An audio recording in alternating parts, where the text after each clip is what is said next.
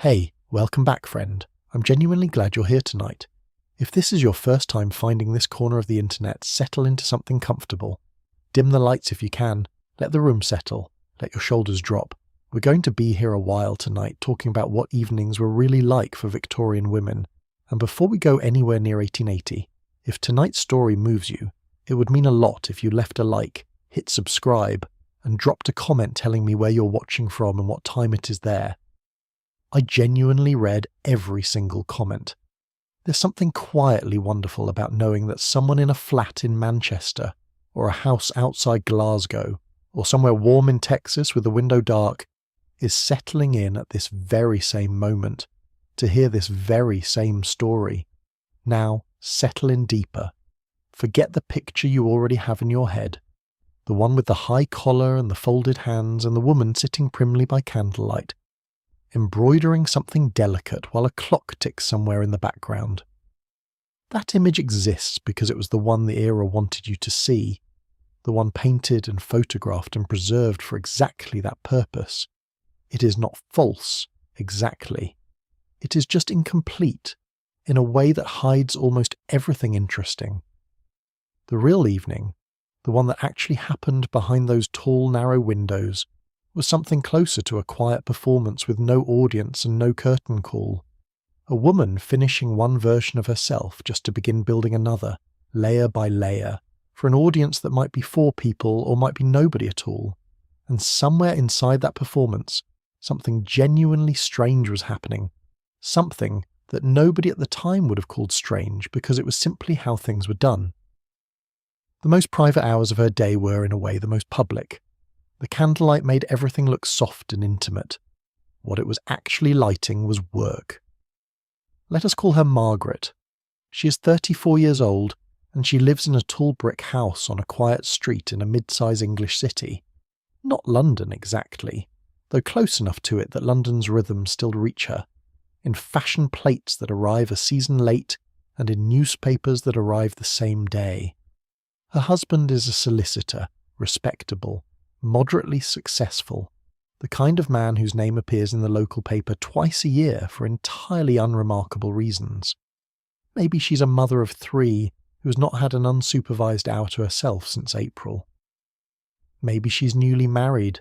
still learning the particular choreography of her husband's household, still occasionally getting it wrong in small ways nobody mentions out loud. Maybe she's somewhere in between, settled enough to know the rules cold, restless enough to wonder, every so often, late at night, what exactly all of this is for. It's just past 6 in the evening, late autumn, 1881, and the light outside her window has gone the particular grey-blue colour that means the lamplighter will be along the street within the hour. There is a smell in this room that you would notice immediately if you walked into it and that Margaret has stopped noticing years ago. The smell of beeswax polish on the furniture, and underneath it, faintly, coal smoke drifting in from somewhere outside, and underneath that, the candle itself, the specific scent of a tallow candle, as opposed to the cleaner burn of wax, because tallow is what this household uses in the back bedrooms where appearances matter less. And here is the detail I want you sitting with for a moment, because it is the one that undoes the whole picture postcard version of this evening before it has even properly started. Margaret has been awake and dressed and performing some version of correctness since 6 in the morning. She is, by any reasonable measure, exhausted. And yet the next 4 hours, the evening hours, the hours she is currently bracing herself to walk into, are widely understood by everyone around her, by her husband, by her mother, by the etiquette manuals stacked discreetly in the parlour to be her leisure time, her rest, the reward at the end of a long day of household management. Nobody in this house would think to question that description. Margaret herself mostly does not question it either, except in flashes late at night, when something in her simply refuses to settle. That paradox is going to sit underneath everything we explore tonight, quietly, without me pointing at it every 5 minutes. The Victorian evening was sold then and now as the soft part of the day, the candlelit part, The part where the work was finally done and a woman could simply exist in comfort. And in some very real ways that was true. There was warmth in these evenings, and pleasure, and even joy, genuine joy, not performed joy, flickering through certain hours of certain nights. But there was also a second shift happening underneath the first one, invisible because it had no name, and Margaret was living inside both of them at once, the way you might be doing something similar right now without quite noticing it either. There is a knock at the door, light, almost apologetic, and a young woman enters without quite waiting to be told. This is Sarah, the housemaid who has been promoted, somewhat unofficially, to the role of a lady's maid 2 evenings a week, the evenings that matter, because the family cannot yet afford a proper lady's maid kept solely for that purpose. Sarah is 19. She has been on her feet since 5 that morning, and she will be on them again tomorrow at the same hour, and the gap between her exhaustion and Margaret's exhaustion is enormous and almost never discussed by either of them, though both are, in their own ways, aware of it. Tonight there is no dinner party. I want to be clear about that, because it matters for what follows. Tonight is what the household would call a quiet evening. No guests, just the family, and even that sentence, just the family, carries an entire world of preparation inside it that the phrase itself works very hard to hide. Margaret's afternoon dress, a soft grey wool with jet buttons down the front, has already been doing its job since 2 in the afternoon, since the dress for receiving afternoon callers is different from the dress for the morning, and different again from the dress she will need within the hour. She stands now in front of the wardrobe while Sarah waits, hands folded, watching for the smallest gesture that will tell her what is wanted next. This wordless communication between mistress and maid is its own kind of language, built up over months of repetition, and it is faster and more efficient than speech most of the time, though it would never be described that way by anyone living inside it. The evening dress comes out, deep wine-coloured silk, with a fuller skirt than the afternoon dress, and a neckline that sits slightly lower, not dramatically so. This is a quiet family evening and not a dinner party, but lower than daytime modesty would permit.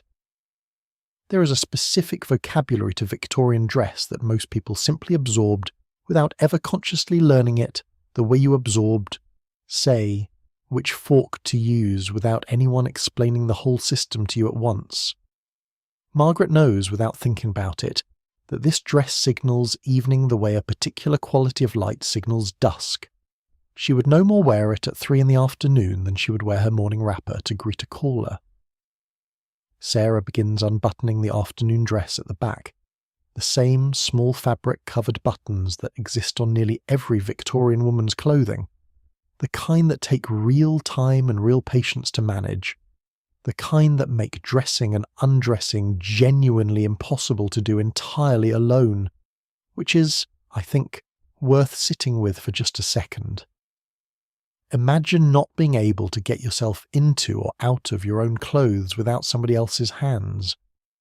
Imagine that being simply normal, simply how things are, the way it is normal for you to reach behind your own back and zip up a dress today without a second thought. The corset stays on, but it gets adjusted slightly, loosened from the afternoon's more rigid lacing, then relaced for the evening shape, which is, counterintuitively, sometimes tighter rather than looser, because the evening silhouette calls for a more dramatic waist than the practical daytime one did. Sarah's fingers work the laces with a kind of unconscious skill, pulling, checking, pulling again, and Margaret holds on to the bedpost, the way she has held onto it 1,000 evenings before this one, breathing in short, controlled breaths until the tightening stops. I want to pause on this for a moment, the corset, because there is so much cartoonish nonsense floating around about Victorian corsets, the fainting, the broken ribs, the wasp waists achieved through sheer physical torture.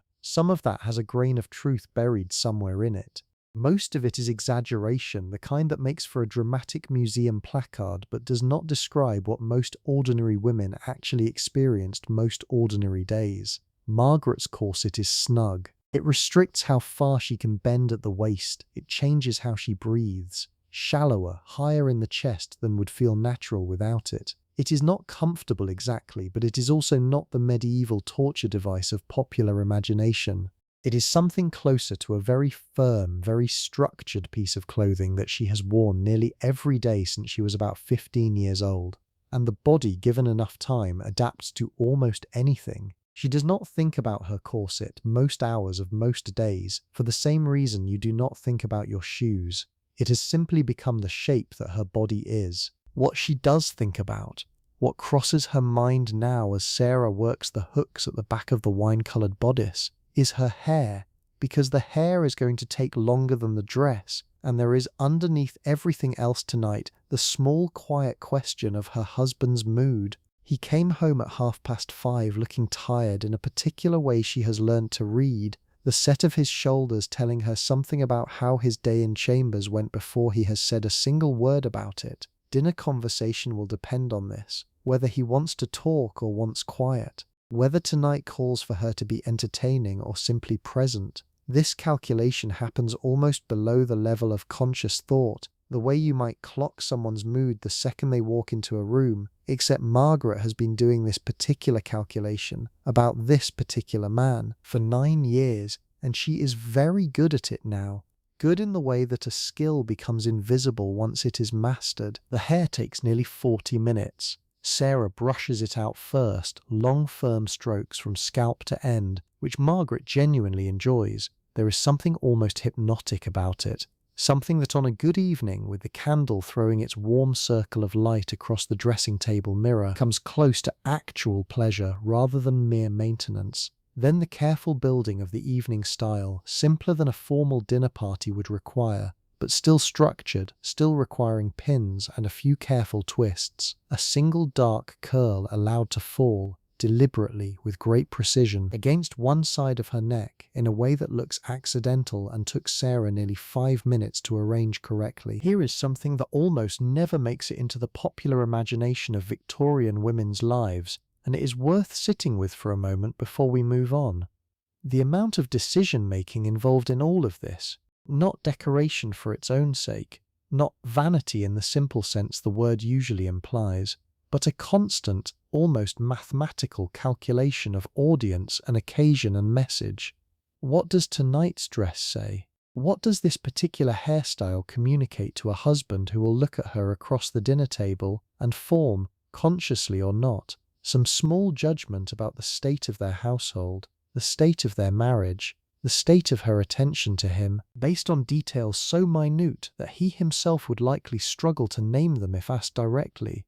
Margaret is not just getting dressed. She is composing something, and composing it well, night after night, for an audience that rarely, if ever, acknowledges the composition as work, is its own particular kind of exhausting that has no real name in the language available to her. The dinner bell, which is actually more of a small gong struck once by the parlour maid, sounds at 7 exactly, and Margaret descends the stairs with her hand trailing the banister, not because she needs the support, but because the gesture itself, the slow controlled descent, the skirt managed carefully so it does not catch on the stair edge, is part of the performance too, even now, even with nobody watching but her own husband and the servant holding the dining room door. Her husband, whose name is Edward, is already standing near the sideboard when she enters, a small glass of sherry in hand, and something in his face has softened slightly since this afternoon, which tells her before he says a word that tonight is going to be a talking night rather than a quiet one. This matters more than you might think. The entire emotional architecture of the next 2 hours depends on a read this fast, this wordless, and Margaret has already adjusted her own internal posture accordingly by the time she reaches her chair. The dining room itself is modest by the standards of the truly wealthy households we sometimes picture when we say the word Victorian. No footman standing rigid behind every chair, no candelabra the size of small trees. It seats 8 comfortably, though tonight there are only the 2 of them, and the table has been laid with a precision that has nothing to do with the number of people eating at it. White cloth, ironed that afternoon by a different servant entirely, whose name is Hannah, and who we will not have time to properly meet tonight, though she exists fully in every fold of that tablecloth. 2 candles in simple brass holders, not because the gaslight in the hallway could not reach the dining room. It could. Gas had arrived in this house some years before,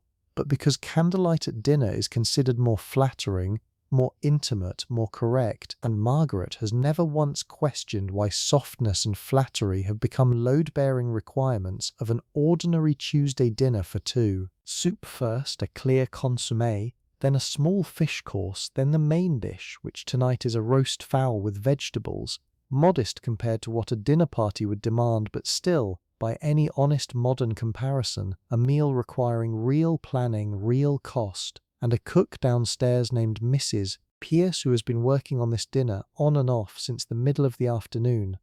Margaret approved the menu that morning in a 5-minute conversation conducted while she was also reviewing the week's laundry list and answering a note from her sister. And that approval, that quiet 5 minutes most people would never think to call work, is in fact the entire reason this meal exists in the form it does tonight. Edward talks, once the soup arrives, about a case that has been frustrating him for most of the week, something involving a disputed inheritance and a client who will not stop changing his mind about what he actually wants. Margaret listens in a particular way that took her years to develop properly, attentive enough that her responses land in exactly the right places, not so attentive that she appears to have nothing of her own going on behind her eyes. She asks one good question, the kind that shows she has actually followed the legal logic rather than simply nodding along, and watches something in Edward's shoulders relax another half-inch. This is not flattery exactly, or not only flattery. She is genuinely curious about the case, genuinely good at following an argument, and the fact that this skill also happens to be useful for managing her husband's evening mood does not make the curiosity itself dishonest. Both things are true at once, which is, I think, true of more Victorian domestic moments than the popular story usually allows. There is a particular kind of conversational labour happening across this table that almost nobody writing about the era at the time would have called labour, because it did not look like labour. It looked like simply being a good wife, a good listener, a pleasant companion at the end of a long day. But listen closely to what Margaret is actually doing across these 2 hours. She is tracking Edward's energy and adjusting her own questions to either draw him out further or, when his shoulders tense again over some detail of the case, gently steering the conversation sideways towards something lighter, toward a piece of neighbourhood gossip she has been saving for exactly this purpose,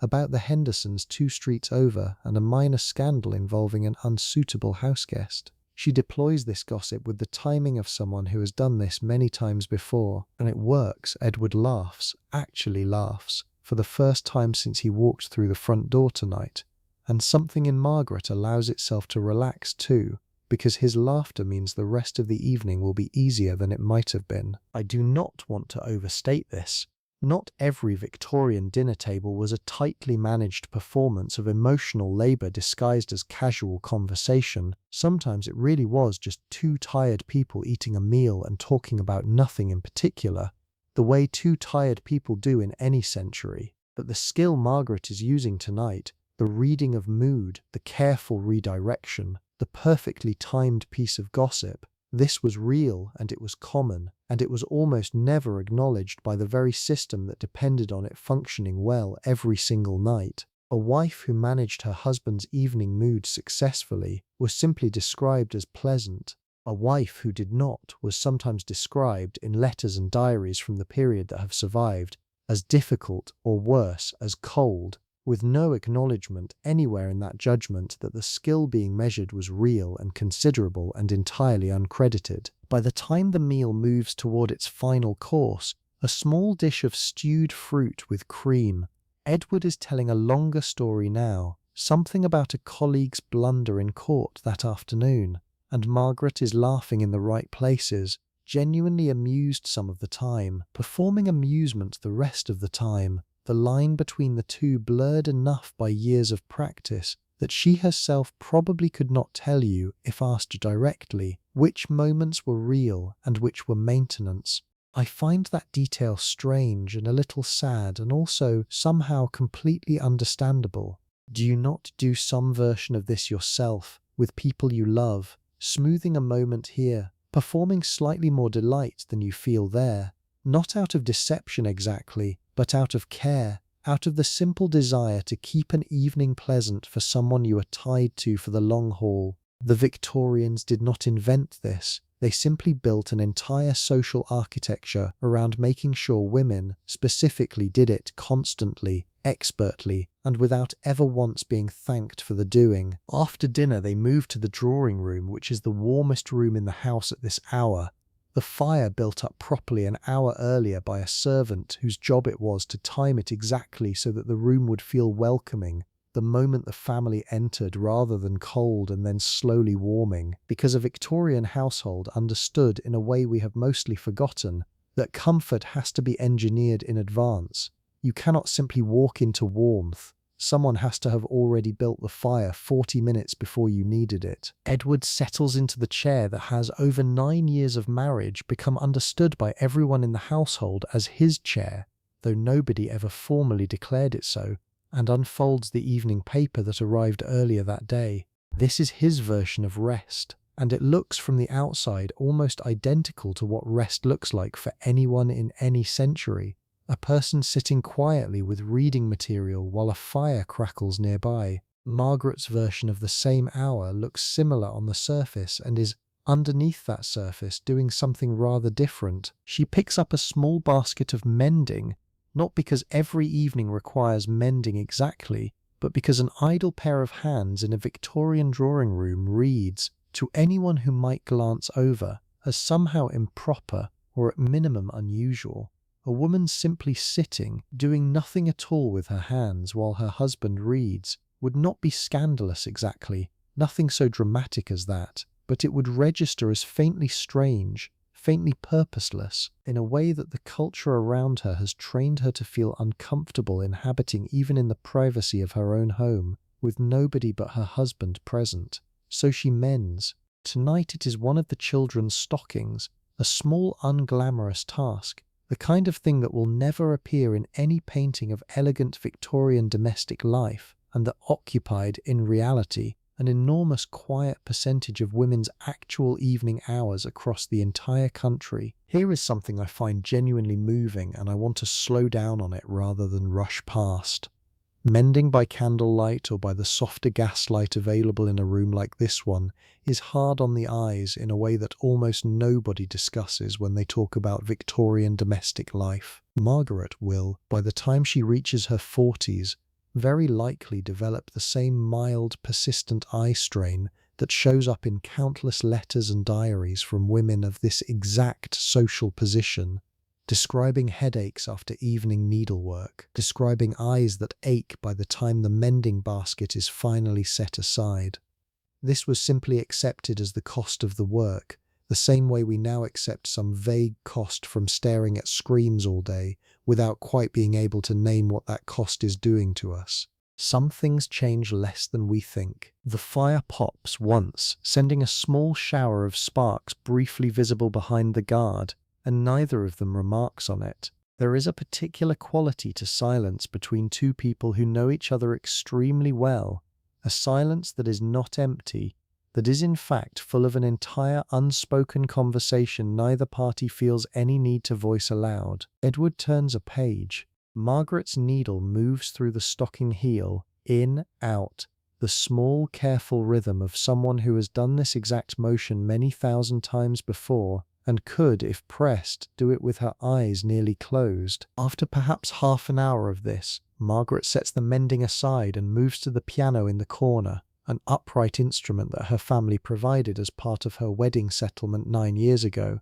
and that has since then become as much a fixture of this room as the fireplace itself. She does not play for an audience tonight. There is no audience beyond Edward, who barely looks up from his paper, and that absence of audience changes everything about how she plays. This is not the careful, slightly tense performance she would offer at a dinner party, where every wrong note feels like a small social failure. This is something closer to actual practice, actual pleasure, working through a piece she has been learning for several weeks, a piece by Mendelssohn that she finds genuinely difficult in the left hand, and she plays the same 8 measures 3 times, slower than the proper tempo, feeling for where her fingers keep stumbling. I want to dwell here for a moment because this detail matters more than it might first appear.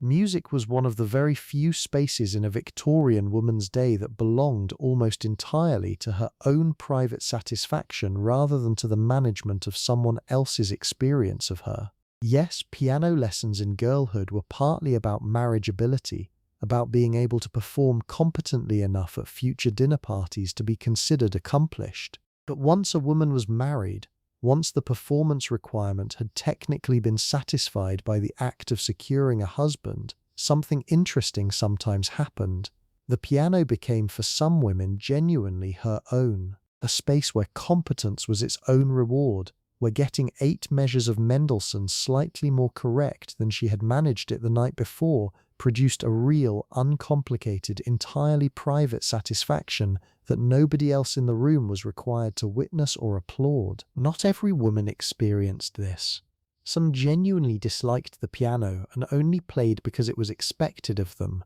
the way some of us have a hobby we keep up mostly out of habit rather than active joy. But the letters and diaries that survive from this period suggest, fairly consistently, that music occupied a strange and tender place in a lot of Victorian women's inner lives, precisely because it was one of the only acceptable activities that asked nothing of anyone else. It did not need to please a husband, or impress a guest, or maintain a household. It simply needed to exist, badly or well, for its own sake, in a room where, for 20 or 30 minutes, the performance of being a good wife could pause without anyone noticing the gap. Edward looks up from his paper at one point, when Margaret finally gets through the difficult passage cleanly, and says something brief, something like "that is much better," and goes back to reading. It is such a small exchange, 4 words, barely a sentence, and yet Margaret feels something genuine lift in her chest at the sound of it. A small specific pride that has nothing to do with performing wifeliness correctly, and everything to do with simply having gotten something difficult slightly more right than she had it yesterday. That feeling, I think, would translate perfectly to any century you care to drop it into. We are not so different from Margaret in the moments that matter least to history and most to the actual texture of a life. When the piece is finally set aside for the night, Margaret moves to the small writing desk positioned near the window, where the curtains have already been drawn against the dark, and begins what is, for her, one of the genuinely necessary tasks of any ordinary evening: letters. Not love letters, nothing so romantic as that, though those exist too in other corners of this era, and we might visit them another night. Tonight's letters are the unglamorous infrastructure of an entire social world, and I think most people underestimate just how much labor went into simply maintaining the relationships that kept a household connected to the wider world it depended on. There is a letter to her sister in another town, half finished from 2 days ago, that needs completing before tomorrow's post. There is a note to a Mrs. Whitfield confirming a morning call for Thursday, a transaction that could, in theory, happen with a single sentence, but Victorian correspondence rarely allowed itself the efficiency of a single sentence when 3 carefully composed paragraphs were available instead. And there is a slightly more delicate letter to an aunt who has been unwell, where Margaret needs to strike a tone that is warm without being alarmist, concerned without crossing into the kind of emotional display that would be considered in this family slightly excessive. Watch her pause here, pen hovering, choosing a word. This pause is not nothing. Letter writing in this period functioned as something between a private correspondence and a quiet public document, because letters were sometimes read aloud to other family members, sometimes shared, sometimes kept and reread years later, and a woman writing in the evening understood, on some half-conscious level, that her words might travel further than the single recipient she was addressing. So she chooses carefully, not unwell exactly, but not thriving either, something that conveys real concern, while leaving room for the aunt herself to characterize her own condition however she prefers when she writes back. This is, I think, a kind of social technology that we have mostly lost, even though we send more written words to each other now than any generation in human history. A text message rarely receives this kind of deliberate construction. A Victorian evening letter written by candlelight after a full day of other obligations, sometimes did, and the women writing them rarely thought of themselves as doing anything skilled or notable. It was simply correspondence. It was simply what evenings were partly for. Here is the part nobody talks about, though, the part that sits just underneath this entire warm domestic scene and gives it its real shape. 2 floors below, where Margaret sits composing her careful sentence about her aunt's health, in the kitchen and the small adjoining room where the female servants sleep, a very different evening is unfolding, and I think it is worth us going down there for just a few minutes before we go back upstairs, because the 2 evenings, Margaret's and the servants', exist in the same house at the exact same hour, and could not be more different in their texture. Mrs. Pierce, the cook, is still working. Dinner may be finished upstairs, but the kitchen does not simply close the moment the last course goes out. There are pots to scour, the range to be banked properly for the night so it does not go cold and require an exhausting relight at 5 the next morning, the larder to be checked, tomorrow's bread dough to be started if the household bakes its own, which this one does, twice a week. Sarah, who spent the early evening helping Margaret dress, is back downstairs now too, and her own evening, such as it is, will not properly begin until somewhere close to 10 o'clock, after the family has gone up to bed and there is genuinely nothing more required of her. I want to be careful here because there is a way of telling this part of the story that flattens everything into a simple morality tale, the suffering servant and the comfortable mistress, and that flattening does a disservice to how complicated this actually was. Sarah's evening, exhausting as it sounds when described from the outside, was also by her own account in letters that survive from women in similar positions, sometimes genuinely pleasant in its own way. The kitchen, after the family's needs are mostly met, becomes, for an hour or two, something closer to the servant's own drawing room. There is gossip down here too, different gossip than what happens upstairs, but gossip nonetheless, and there is, on a good night, actual laughter, actual warmth, a kind of camaraderie among women doing hard physical work together that Margaret, 2 floors up with her careful letters, does not have access to in quite the same form. But the hours are real and they are long, and the gap between Margaret's evening and Sarah's evening is the gap the entire system was built on. Margaret will go up to a fire someone else built, undress with someone else's help, sleep until a reasonable hour determined largely by her own preference. Sarah will be awake again before 5, will have built that same fire from cold ash, will have already drawn water and started the household's day before Margaret has even opened her eyes. Both women are, in their own ways, performing labour every single evening that the polite language of the era refuses to fully name as labour. Margaret's performance is emotional and social, Sarah's is physical and constant. Neither one gets called what it actually is. I find myself thinking honestly about how little this particular structure has fully disappeared, even now, even in your own evening, whoever and wherever you are. The specific shape of it has changed completely. The corsets are gone, the candles are gone. The rigid hierarchy of servants below stairs mostly does not exist anymore in the form it took then. But the basic pattern of some kinds of evening labour being seen and credited, and other kinds being invisible simply because they are quiet, because they happen in soft lighting, because they look, from a distance, like rest, that pattern has a longer half-life than almost anything else we will talk about tonight. Let us come back upstairs now, into the warmth of that drawing room, and slow down even further, because this is where the evening starts to change its texture, the way an evening always does once the clock passes a certain hour and the urgent parts of the day have genuinely finished. The light in this room comes from 3 sources, and each one tells you something true about exactly where this household sits in the world.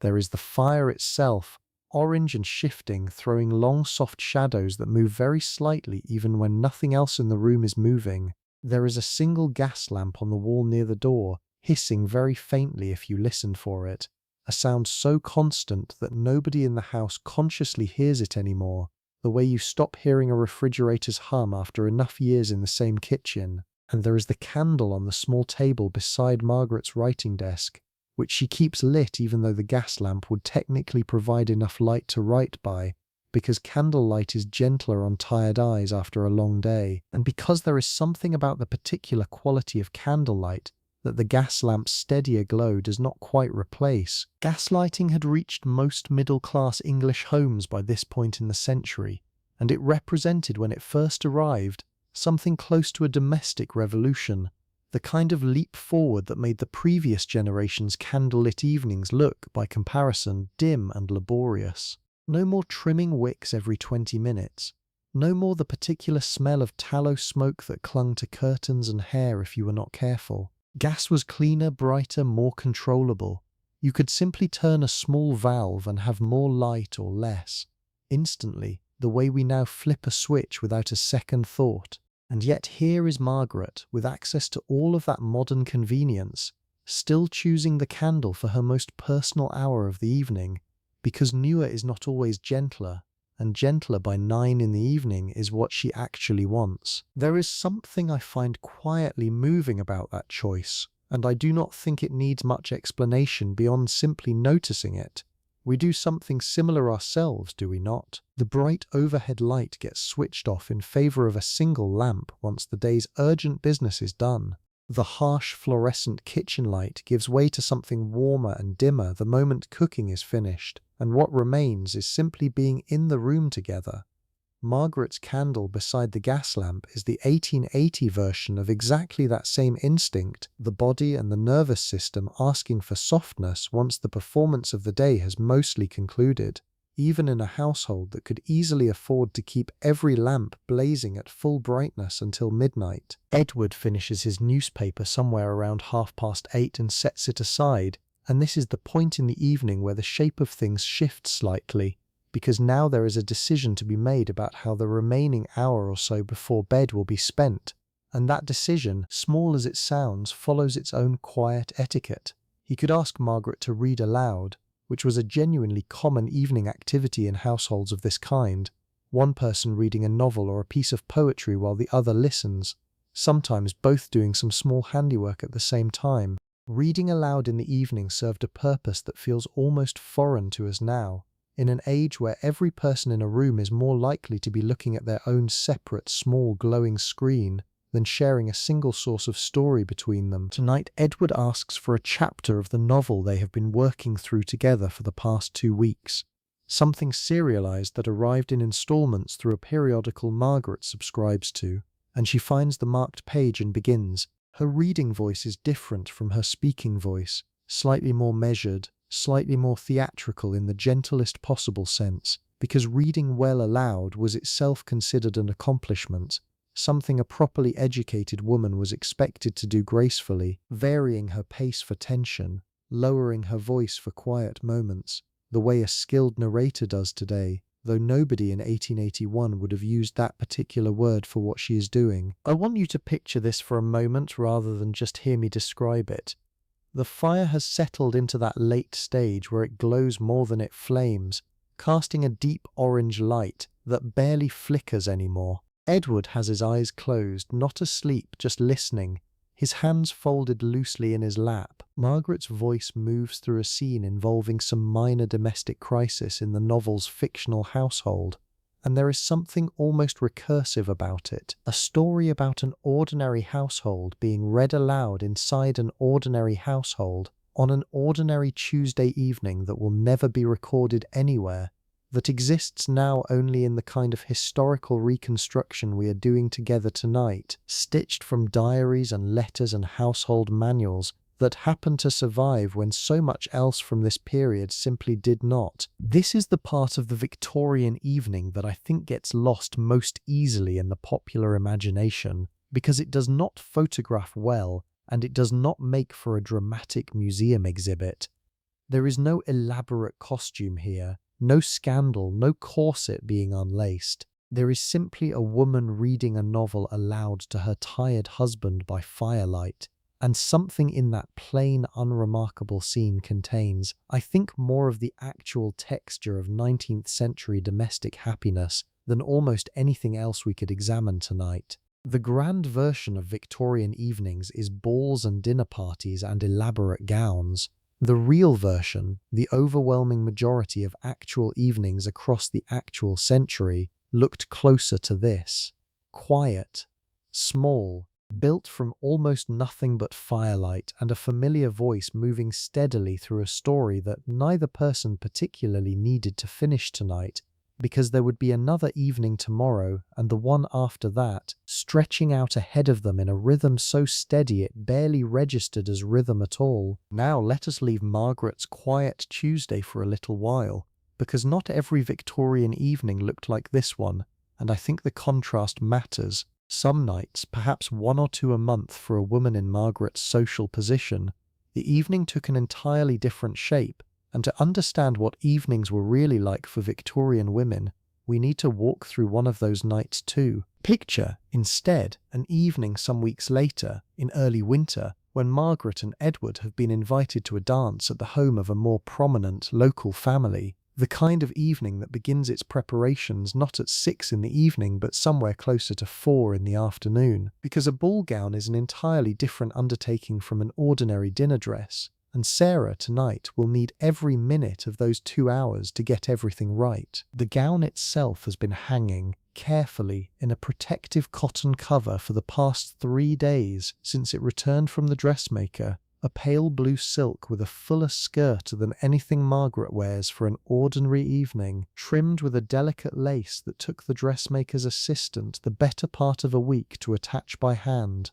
This dress cost more than Sarah earns in 2 months, a fact that nobody in this house would ever say aloud, though it sits there anyway unspoken in the simple economics of the evening that is about to unfold. Hair tonight takes the better part of an hour rather than 40 minutes, built up with small false additions of hair, a common and entirely unremarkable practice at the time, pinned and curled and threaded through with a single strand of pearls that belonged to Margaret's mother. There is a particular kind of pressure in dressing for a ball that an ordinary evening simply does not carry, because tonight Margaret will be seen, properly seen, by perhaps 80 or 90 people whose collective judgment about her appearance, her grace, her conversation will quietly shape her family's social standing for months afterward in ways that are never explicitly discussed but are nonetheless entirely real. And here, I think, is where the obvious story about Victorian balls,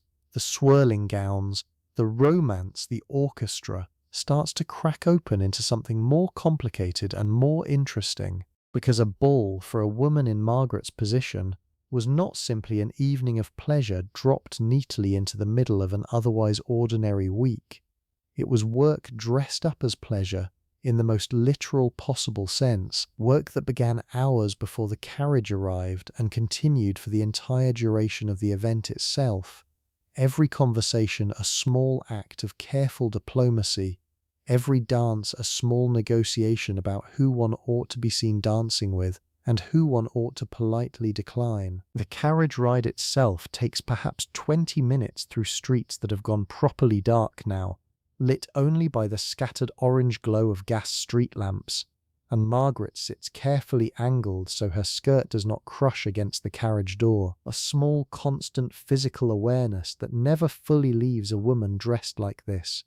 the body holding itself in a kind of permanent low-level vigilance against its own clothing. Edward beside her checks his pocket watch once, not from anxiety exactly, just habit, the particular habit of a man whose entire professional life depends on punctuality. Inside, the house they arrive at has been transformed for the evening in a way that Margaret's own drawing room never is. Every gas lamp lit at full brightness, the ballroom itself cleared of its ordinary furniture and ringed instead with chairs for the women not currently dancing, an orchestra of perhaps 6 musicians tucked into one corner working through waltzes and quadrilles, with the steady professional competence of people who have played this exact repertoire at perhaps 200 similar evenings before tonight. Here is a detail that almost never makes it into the romantic version of this scene, though it should, because it explains so much about how these evenings actually felt from the inside. The room is hot,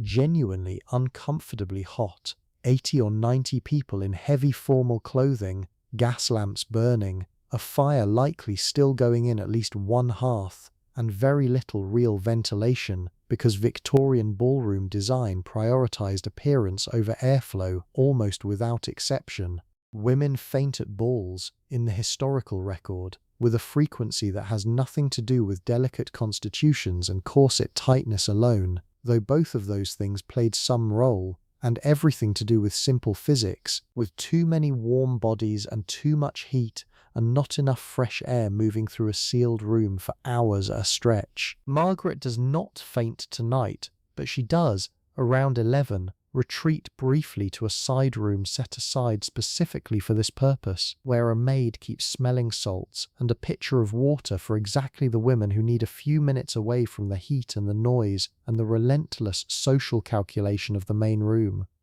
This side room, small and under-discussed in the popular telling of Victorian balls, was in its own quiet way one of the only spaces in the entire evening where a woman could simply stop performing for 5 minutes, sit, breathe, drink a glass of water, before returning to the floor with her smile carefully reassembled. The dancing itself, when Margaret returns to it, is genuinely pleasurable in a way I do not want to undersell, because it would be a mistake to make this entire night sound like nothing but burden and performance. The waltz, when done well, with a partner who actually knows the steps, produces a real physical pleasure, the specific dizzy delight of being moved smoothly through space in time with music. And Margaret, dancing now with a cousin of Edward's who is visiting from the north and who turns out to be unexpectedly graceful on his feet, feels something lift in her chest that has nothing to do with social calculation at all. This is simply joy, uncomplicated and real, the kind that exists in any century, under any set of social rules. The moment the body gets to do something purely physical and purely pleasurable for 3 or 4 minutes at a stretch. That is the genuine complexity of this evening, and I think of so many Victorian evenings like it. Burden and joy running through the exact same hours, sometimes in the exact same 5 minutes, neither one cancelling the other out. The corset is tight and the room is too hot and the social calculation never fully stops. And also, the waltz is genuinely wonderful, and the orchestra is genuinely skilled, and there is a particular cousin with unexpectedly graceful footwork who Margaret will, in fact, still be thinking about with a small private smile 3 days later, for reasons that have nothing to do with scandal and everything to do with simply having had for 4 minutes an entirely uncomplicated good time. Let us slow down here for a moment, because the mechanics of a Victorian ball deserve more attention than they usually get, beyond the swirling gowns and the orchestra. There was an entire invisible system of rules governing exactly who could dance with whom, and for how long, and breaking those rules, even slightly, even by accident, carried real social consequences that could follow a woman for months. Margaret carries a small dance card tonight, a folded paper booklet attached to her wrist by a thin ribbon, with a tiny pencil tucked into its spine. On it, across the course of the evening, she will write the names of the men who request each successive dance, and this small object, easy to overlook, was actually one of the more important pieces of social technology a Victorian woman carried with her, because it created a written, semi-public record of exactly who she danced with and how often, a record that other women in the room would notice, would comment on, would use to draw conclusions, fair or unfair, about her character and her prospects. A woman could not simply dance with whoever asked her, however much she might want to. 2 dances with the same man in a single evening was already enough to generate quiet speculation about an attachment forming, whether or not any such attachment actually existed. 3 dances would be considered genuinely improper unless the man in question was her husband, her brother, or someone to whom she was already formally engaged. This is the kind of rule that sounds almost comically restrictive from where we sit now, and yet it served a real purpose at the time, protecting women from unwanted attention by giving them a polite, socially sanctioned way to say no, simply by gesturing at the etiquette itself rather than rejecting a particular man personally. I am so sorry, my card is quite full. was a sentence that did real protective work, regardless of whether the card was in fact full. Margaret's mother technically would have served as her chaperone on an evening like this when she was younger and unmarried, though tonight, married 9 years, she requires no such supervision, and this distinction mattered enormously in Victorian social logic. An unmarried young woman at a ball was watched constantly by an older female relative whose entire evening revolved around making sure her charge danced with appropriate partners, declined inappropriate ones, and never found herself alone with a man in any room not in full view of the rest of the party.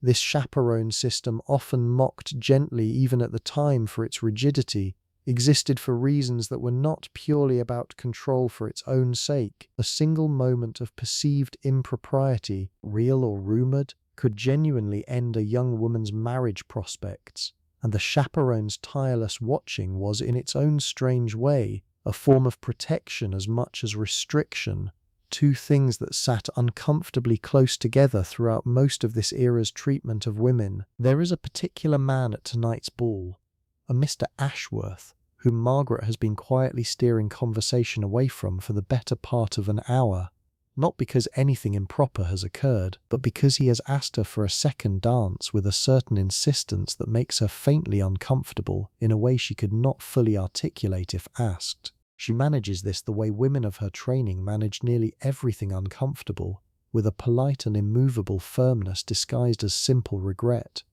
"My card really is quite full this evening, Mr. Ashworth," she says, smiling in a way calibrated to close the conversation without causing offence, and he accepts it, as he must, because the social rules protecting her also, in this moment, work exactly as intended. By midnight, the evening is winding down, the orchestra slowing into its final waltzes, and Margaret feels the particular bone-deep tiredness that comes not just from dancing but from hours of sustained social performance, the constant tracking of who is watching, who is owed a conversation, which corner of the room she has not yet properly visited. Edward finds her near 11:45, and there is a brief, wordless negotiation between them, conducted almost entirely through glances, about whether it is acceptable yet to begin making their goodbyes without appearing to leave too early, which would itself generate its own small quiet commentary. The carriage ride home is quiet in a different way than the ride there was. Margaret leans her head back against the seat, eyes half closed, the cold night air seeping faintly through the carriage walls now that the heat of the ballroom has worn off, and her body remembers it is, in fact, December. Edward says something about the cousins dancing, teasing her gently, and she laughs genuinely, too tired now to perform anything, simply present in the small dark space of the carriage with her husband, both of them quietly grateful, in their different ways, that the evening is over and the bed waiting at home will be a relief rather than another obligation to manage. This is the part of a Victorian ball that almost never makes it into any romantic retelling. The after, the exhaustion, the carriage ride home in clothes that have gone slightly damp with the heat of the evening, the body's quiet relief at finally being allowed to stop. I think there is something worth noticing in that relief, something that connects this entirely vanished world to whatever your own evening has looked like tonight, whatever event or obligation or long day you might be coming down from right now as you listen to this. The specific shape changes completely across 140 years. The relief of finally being done, of finally being allowed to simply exist without an audience, that part, I think, has not changed nearly as much as we might assume. There is a third kind of Victorian evening I want to walk through with you now, and it is in some ways the most revealing of all, because it strips away nearly every layer of performance we have spent the last while examining, and shows you something closer to the raw material underneath. This is the evening when someone in the house is ill. It is a different week now, back in Margaret's ordinary household, and her youngest child, a boy of 5 named Thomas, has spent the afternoon increasingly fretful, refusing his tea, his cheeks flushed in a way that Margaret noticed within about 30 seconds of entering the nursery, the way mothers across every century have developed an almost involuntary radar for the specific wrongness in a child's colour and posture and breathing. By 7 in the evening, when Margaret would ordinarily be descending those stairs for dinner with Edward, she is instead sitting on the edge of Thomas's small bed, her hand resting against his forehead, gauging temperature the only way available to her, by touch, by feel, by the accumulated experience of having done this many times before with this particular child and his 2 older siblings. There is no thermometer in this house that gets used casually the way we might reach for one today. Clinical thermometers existed by 1881, but they were expensive, somewhat unwieldy by modern standards, and not yet a standard fixture of every middle-class nursery. So Margaret relies, as her own mother relied before her, on her hands and her eyes and a kind of pattern recognition built from years of raising children through the ordinary parade of childhood fevers. Dinner happens without her tonight, or rather, dinner happens in a strange truncated form, a tray sent up to the nursery so she need not leave Thomas's side, while Edward eats alone downstairs, and there is something quietly significant in that small domestic rearrangement, the entire household's evening rhythm reorganizing itself around one small sick child, without anyone needing to discuss or negotiate the reorganization explicitly. This is simply what happens. This is simply what a mother does. The treatment itself, by the standards we would recognize today, sits somewhere between genuinely sensible and faintly alarming. Margaret sends Sarah down for a basin of cool water and cloths, because reducing fever through cooling the skin was correctly understood even then, an instinct that modern medicine still endorses in its basic outline.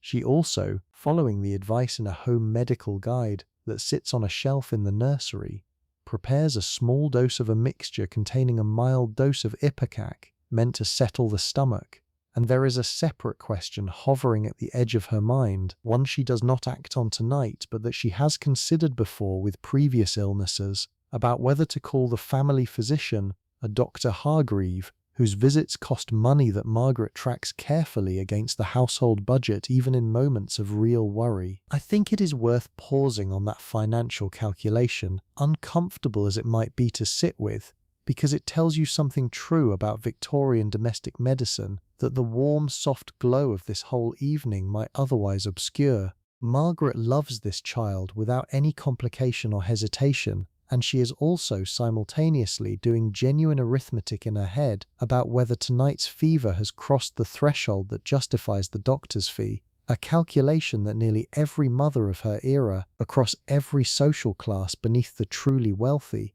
was forced to make repeatedly throughout her children's whole growing up, money and love existing in the same decision, neither one cancelling the other, both entirely real at once. She decides around 9 that the fever has not yet reached the point requiring Dr. Hargreave, that this looks, by every signal she knows how to read, like an ordinary childhood fever that will likely break on its own by morning, and she settles into the chair beside Thomas's bed with the unmistakable posture of a woman prepared to stay there most of the night if necessary. This is its own kind of evening labour, the kind that has no clear endpoint, no dinner course that signals completion, no piano piece that can simply be set aside once attempted. This labour simply continues for as long as it needs to continue, measured not in tasks completed, but in a child's breathing gradually evening out, in a forehead gradually cooling beneath her palm. Edward comes up around 10 after his own solitary dinner, and an hour with his paper that felt, he admits quietly, strange and hollow without her in the next room, and stands in the nursery doorway for a moment before asking, in the careful tone of a man who already half knows the answer, whether she wants him to sit with the boy so she can rest properly tonight. Margaret says no, gently, the way she has said no to some version of this same offer perhaps a dozen times across 9 years of marriage and 3 children's worth of childhood illnesses. Not because Edward is incapable, exactly, but because something in her, something that the entire culture around her has reinforced at every possible turn, insist that this particular vigil belongs to her specifically, that handing it off, even to the boy's own father, would constitute some small failure of the role she has spent her entire adult life learning to inhabit. I want to be honest with you about something here, rather than simply narrate past it the way a tidier version of this story might. There is real tenderness in what Margaret is doing tonight, and there is also something a little bit sad buried inside that tenderness. The reflexive refusal of help, the assumption built so deep it barely registers as a choice anymore, that this kind of caregiving is simply hers to carry alone. Some Victorian husbands, the historical record suggests, genuinely wanted to share this labour and were quietly turned away from it, not by any explicit rule forbidding their involvement, but by a wife's own internalized certainty that this particular form of care belonged to her and only her. That detail has stayed with me since I first came across it in the letters where it appears, because it complicates the easy story we sometimes tell about Victorian gender roles being imposed entirely from outside, entirely by men, entirely without women's own participation in maintaining them. The truth, as usual, sits somewhere messier and more human than either the romantic version or the purely oppressive version allows. By midnight, Thomas's fever has in fact started to break, his small body finally relaxing into something closer to ordinary sleep rather than the restless, fitful tossing of the past several hours, and Margaret allows herself, for the first time since 7 that evening, to actually exhale fully the particular release of a held breath she had not entirely noticed herself holding. She stays another half hour just to be certain, watching his chest rise and fall in the dim candlelight, before finally, quietly making her own way to bed, exhausted in a way that has nothing to do with corsets or social performance, and everything to do with the oldest, most universal kind of tiredness there is, the bone-deep weariness of having spent an entire evening keeping watch over someone small and helpless and entirely dependent on you getting it right. Now I want to take you somewhere else entirely for a while, because if we only ever look at evenings like Margaret's, we are telling perhaps a third of the real Victorian story, and quietly ignoring the rest. Most women in this era were not married to solicitors. Most women did not have a Sarah of their own helping them dress. Most women's evenings looked nothing at all like a fire built in advance, and a husband reading the newspaper in his designated chair. Let me introduce you to someone else. Maybe she is a woman named Ellen, 26 years old, who works in a textile mill in one of the northern manufacturing towns, the kind of place where the air itself carries a permanent faint haze of cotton dust, and the rhythm of the whole town bends itself around the factory whistle, the way smaller communities once bent themselves around church bells. Maybe she is married to a man who works the same mill, in a different department, and they have 2 small children currently being minded, for a fee that eats a real portion of both their wages, by an older woman 2 streets over who looks after perhaps 6 or 7 children at once in a single crowded front room. Ellen's evening does not begin at 6 with a dressing ritual and a maid's careful hands. It begins somewhere closer to 6:30, when the mill's evening shift finally lets out, and she walks home through streets that are, by this hour in winter, already fully dark, lit only by the scattered gas lamps the town council has installed along the main thoroughfares, their light pooling and then fading every few dozen yards into stretches of genuine darkness in between. She collects the children first, paying the few pence owed for the day's minding, and walks the rest of the way home with her younger one balanced on her hip, and the older one trailing alongside, already half asleep on his feet despite it not yet being 7 o'clock. The particular exhaustion of a small child who has spent his entire day in a crowded room with 6 other small children and very little space to properly run or play. Home is 2 rooms on the 2nd floor of a narrow terraced house, shared with another family on the floor below and yet another above, the whole building thin-walled enough that Ellen can hear, most evenings, the muffled sounds of her neighbours' own dinners and arguments, and occasional laughter passing through the floor and ceiling, with very little resistance. There is a small fire grate in the main room, and getting it properly lit and drawing well enough to cook on and warm the room is, itself a task requiring real skill, coal being expensive enough that Ellen has learnt exactly how little she can use while still producing enough heat to manage both supper and the room's basic warmth through the evening. Supper tonight is bread, a little cheese, a thin soup made mostly from vegetable scraps, and the bones of a previous week's meat that have been simmering on and off for most of the day, a meal that exists in a completely different universe of cost and labour from Margaret's roast fowl and stewed fruit. And yet Ellen, like Margaret, is performing her own kind of careful invisible calculation throughout, stretching what little money the week has left as far as it will reasonably go, making sure both children get enough to actually grow on, even when that means she herself eats somewhat less than she would like. Her husband, when he gets home perhaps 40 minutes after she does, having stopped briefly at a public house with 2 other men from his department, the kind of small evening ritual that working men of this era and class felt entirely entitled to in a way their wives, doing the identical hour of physically exhausting factory labour all day, generally did not, eats what Ellen has prepared and then, more often than not, simply wants quiet, wants to sit, wants the particular blankness that comes after 11 hours on your feet in a room loud enough, with machinery that real conversation has been functionally impossible all day. I think this detail deserves a moment of real attention, because it complicates something people sometimes assume about Victorian gender roles, the idea that domestic labour and leisure divided cleanly along class lines as much as along gender lines.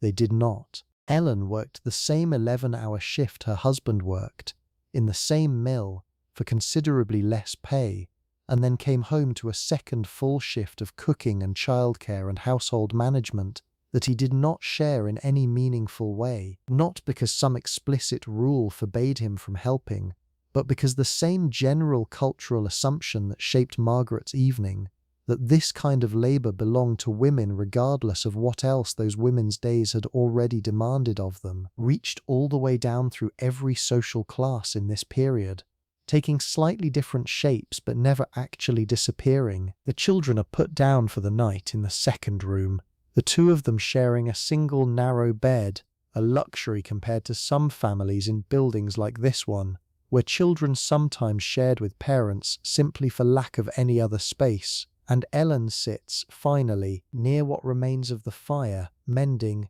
much like Margaret 2 towns over is doing at roughly the same hour, except Ellen's mending is not a polite occupation for otherwise idle hands. It is genuinely necessary, the only realistic way her family's limited clothing will survive long enough to be useful through another season. Every small tear a real cost if it goes unrepaired. There is no piano in this room. There is no novel being read aloud by candlelight, not because Ellen cannot read. Many working women of this era could, at least basic reading, thanks to the gradual spread of charity schools and Sunday schools through the preceding decades, but because there is rarely the time, rarely the spare candle, rarely the simple physical energy left after 11 hours of factory labour followed immediately by a second shift of cooking and cleaning and mending. Her evening's entertainment, such as it is, comes mostly from conversation through the thin wall with the family below, snatches of news and gossip passed back and forth, and from her own thoughts, turning quietly over the week's small worries and smaller pleasures, while her hands keep moving across the mending in her lap. By 9, often earlier, Ellen is in bed herself, because the mill's whistle will sound again at 5:30 tomorrow morning regardless of how little rest she has managed tonight, and there is a particular kind of exhaustion in her sleep, when it finally comes, that has nothing in common with the carefully managed fatigue of Margaret's candlelit evening 2 towns over. Both women, I think, would recognise something true in each other's exhaustion if they ever had occasion to compare it, though the specific shape of their days could hardly look more different. Tiredness, in the end, does not check anyone's social register before it settles into the body. Let us go back to Margaret now, to an ordinary night again, because there is one more part of her evening we have not yet properly walked through, the part that happens after the reading aloud has finished and the fire has burned down to something closer to embers, the part that takes her from the drawing room back up to the bedroom and finally, eventually, into sleep. It is approaching 11, and Edward has already gone up, leaving Margaret a few final minutes alone in the drawing room, which she uses to bank the smaller fire properly and to blow out the candle on the writing desk, a small habitual sequence of actions she could perform with her eyes closed, that exists in her body now as pure muscle memory rather than conscious thought.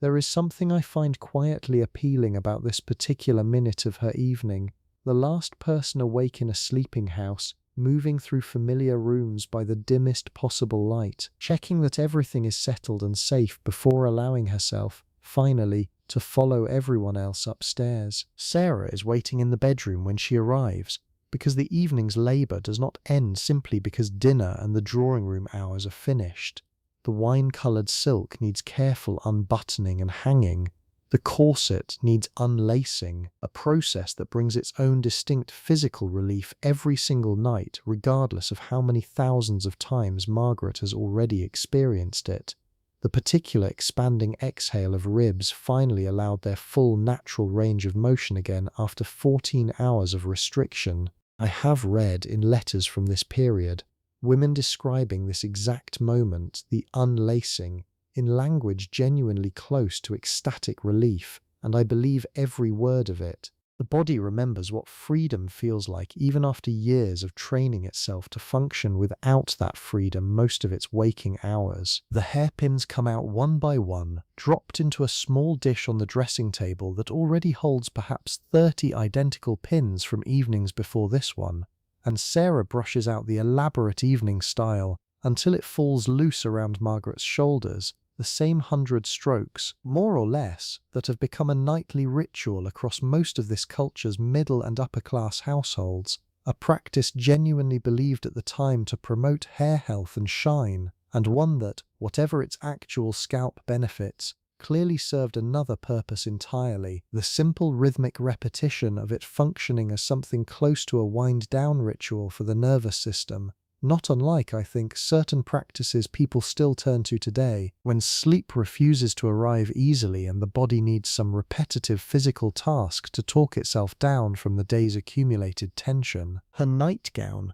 when Margaret finally puts it on, sitting loose and plain compared to everything she has worn since this morning, carries its own small history worth pausing on. Cotton, sometimes flannel in the coldest months, buttoned high at the throat, with sleeves long enough to cover the wrists entirely, modesty maintained even in the privacy of her own bedroom, with nobody present but her husband and a maid who has seen this exact undressing routine several thousand times before, and registers no more curiosity about it than she would about watching someone put on their shoes. Here is a detail about Victorian bedrooms that surprises most people the first time they hear it, and I think it deserves real attention rather than a passing mention, because it tells you something genuinely interesting about how this era understood health and the body. The window in Margaret's bedroom will be left cracked open tonight, even though it is genuinely cold outside, even though the fire in this room has already been allowed to die down to nothing more than a faint residual warmth in the hearthstones.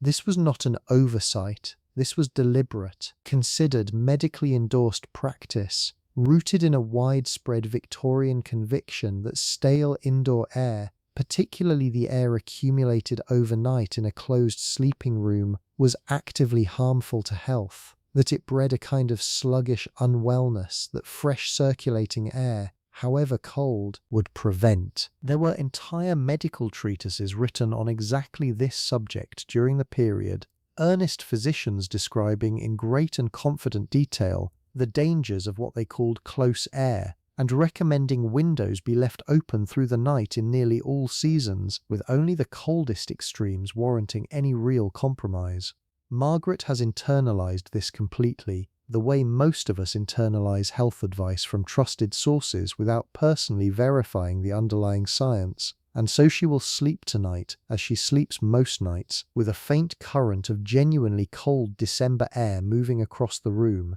her body kept warm enough beneath several layers of wool blanket and a heavy feather quilt, that this open window registers not as discomfort, but as something closer to virtue, a small nightly act of health maintenance she would never think to question. I want to be fair to the Victorians here, because it is easy to laugh at this particular belief from the comfort of central heating and sealed double-glazed windows, and yet modern sleep research has actually circled back in recent decades towards something not entirely unlike this instinct. Cooler bedroom temperatures genuinely do correlate with better sleep quality for most people. Fresh air circulation genuinely does seem to matter for how restorative sleep actually feels. They were reaching with imperfect tools and occasionally faulty reasoning about exactly why it worked, towards something that turns out to have real substance underneath it.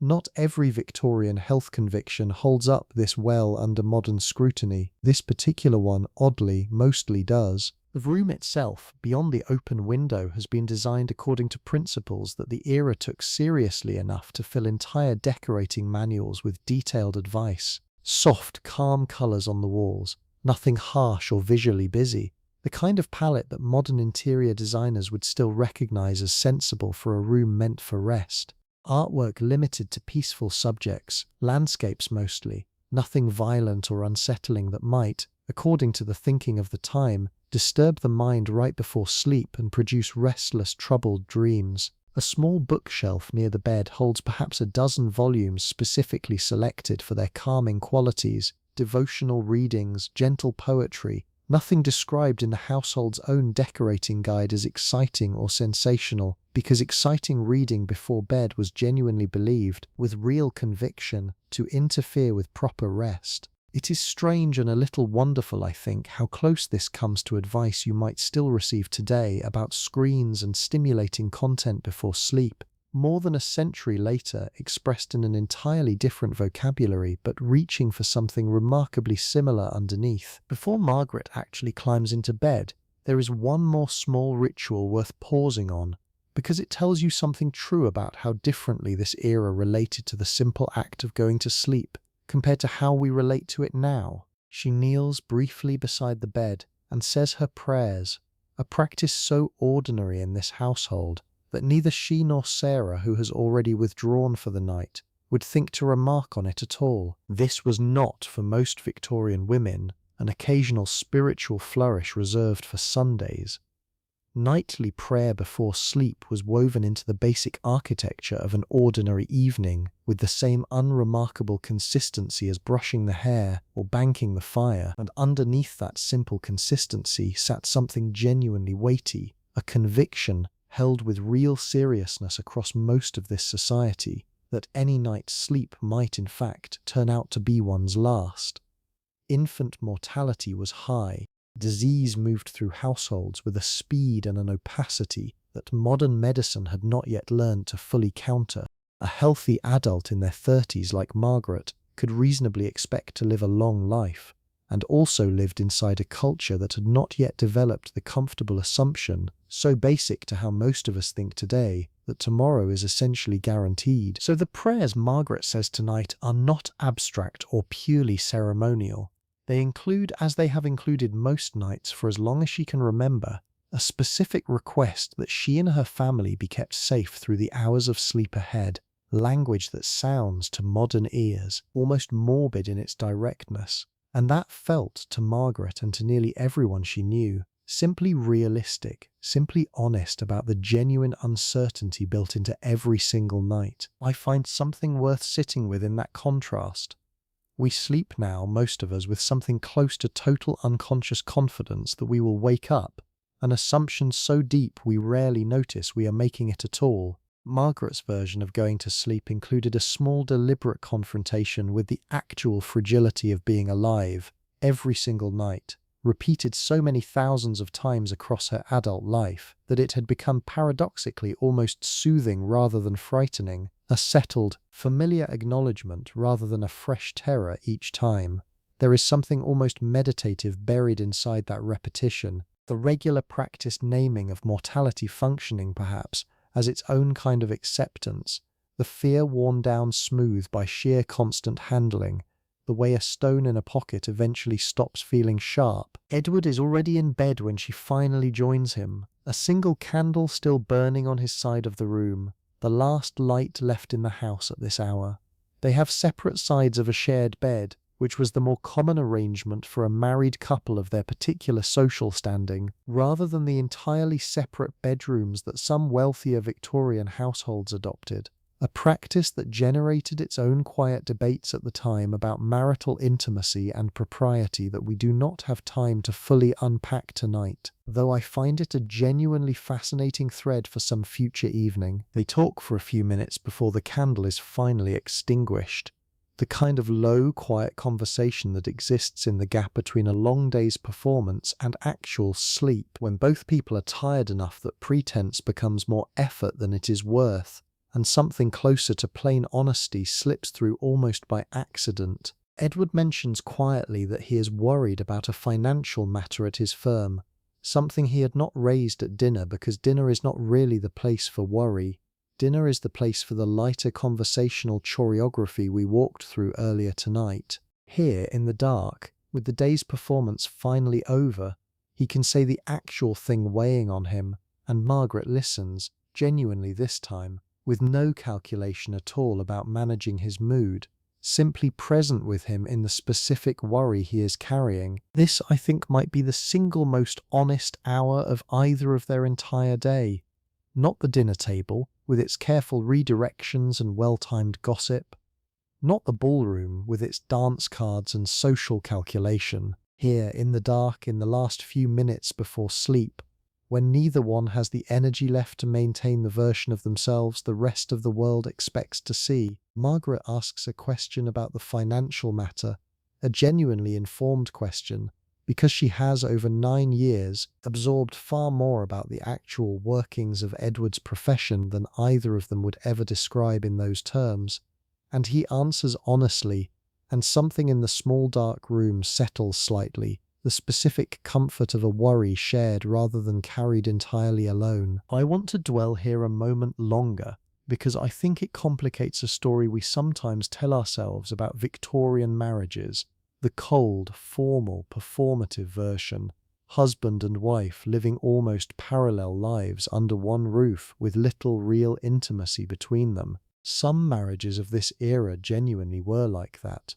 But the evidence that survives in letters and diaries from couples who clearly liked each other suggests something more varied and more tender than the cold, formal stereotype usually allows. Margaret and Edward's marriage was, by any reasonable measure, arranged with real attention to financial and social compatibility rather than romantic passion alone, the way most marriages of their class and era were arranged, and inside that practical architecture, something genuinely affectionate had grown anyway, slowly, across 9 years of shared dinners and shared worries and shared children's fevers, the kind of quiet, steady warmth that does not always announce itself dramatically, but that shows up reliably in a dark bedroom at 11:30, in the simple fact that a tired man chooses to share his real worry with his wife, rather than carry it alone until morning. The candle goes out eventually, Edward leaning over to pinch the wick between 2 careful fingers, and the room settles into the particular darkness of a house with no electric light anywhere. A darkness deeper and more complete than almost anyone living today, surrounded by the constant faint glow of phone screens and streetlights and standby indicators, has ever actually experienced. Margaret lies still for a few minutes, listening to Edward's breathing slow and deepen beside her, listening to the house itself settle into its nighttime quiet, a particular creak from somewhere in the floorboards as the temperature drops, the faint distant sound of a dog barking somewhere several streets away, carried clearly through the cold, still night air, in a way sound rarely travels once a city fills up with the constant background hum that we now consider simply normal. There is one more kind of evening I want to walk through with you before we settle fully into the long, slow drift towards sleep, because so far we have looked mostly at married women, and the unmarried Victorian woman's evening operated under its own particular set of pressures that deserve their own attention. Maybe she is a young woman of 20, let us call her Caroline, the daughter of a moderately prosperous merchant family, attending the theatre tonight with her parents and an aunt in a city large enough to support a proper playhouse, with tiered seating and gas footlights throwing their warm glow up across the stage. This is on its surface an evening of pure entertainment, and in some genuine ways it is exactly that. But sitting underneath the pleasure of the evening, for a young unmarried woman like Caroline, is a second evening entirely, one made of careful observation and careful being observed, because an evening like this functions, whether anyone says so directly, as a kind of unofficial marketplace. Caroline's dress tonight has been chosen with real deliberation, not flashy, nothing that would suggest a young woman trying too hard or reaching above her actual social station, but well-made, fashionable in a quiet rather than showy way, the specific calibration that an experienced mother teaches a daughter through years of small corrections rather than any single explicit lesson. The aunt accompanying them tonight functions as an additional set of watchful eyes, because a young unmarried woman attending the theatre, even with her own parents present, still benefits from the protective oversight of an older female relative whose job, tonight, partly involves noticing which young men in the surrounding boxes happen to glance toward their party, and how often and with what particular quality of attention. The play itself is a popular comedy, nothing especially serious, and Caroline genuinely enjoys it, laughing at the right moments, leaning slightly toward her mother during one particularly absurd scene to whisper something that makes them both smile. This is real enjoyment, not performed enjoyment, and I want to be clear about that, because it would be a mistake to suggest that every single minute of a Victorian young woman's social evening existed purely as calculated strategy. Caroline likes the theatre. She likes the costumes, the wit of the dialogue, the particular pleasure of being out in public in a beautiful dress, watching something genuinely entertaining unfold on a lit stage in front of her, and also during the interval when the house lights come up and everyone in the audience turns, almost as one organism, to look around at who else has come tonight and who they have come with.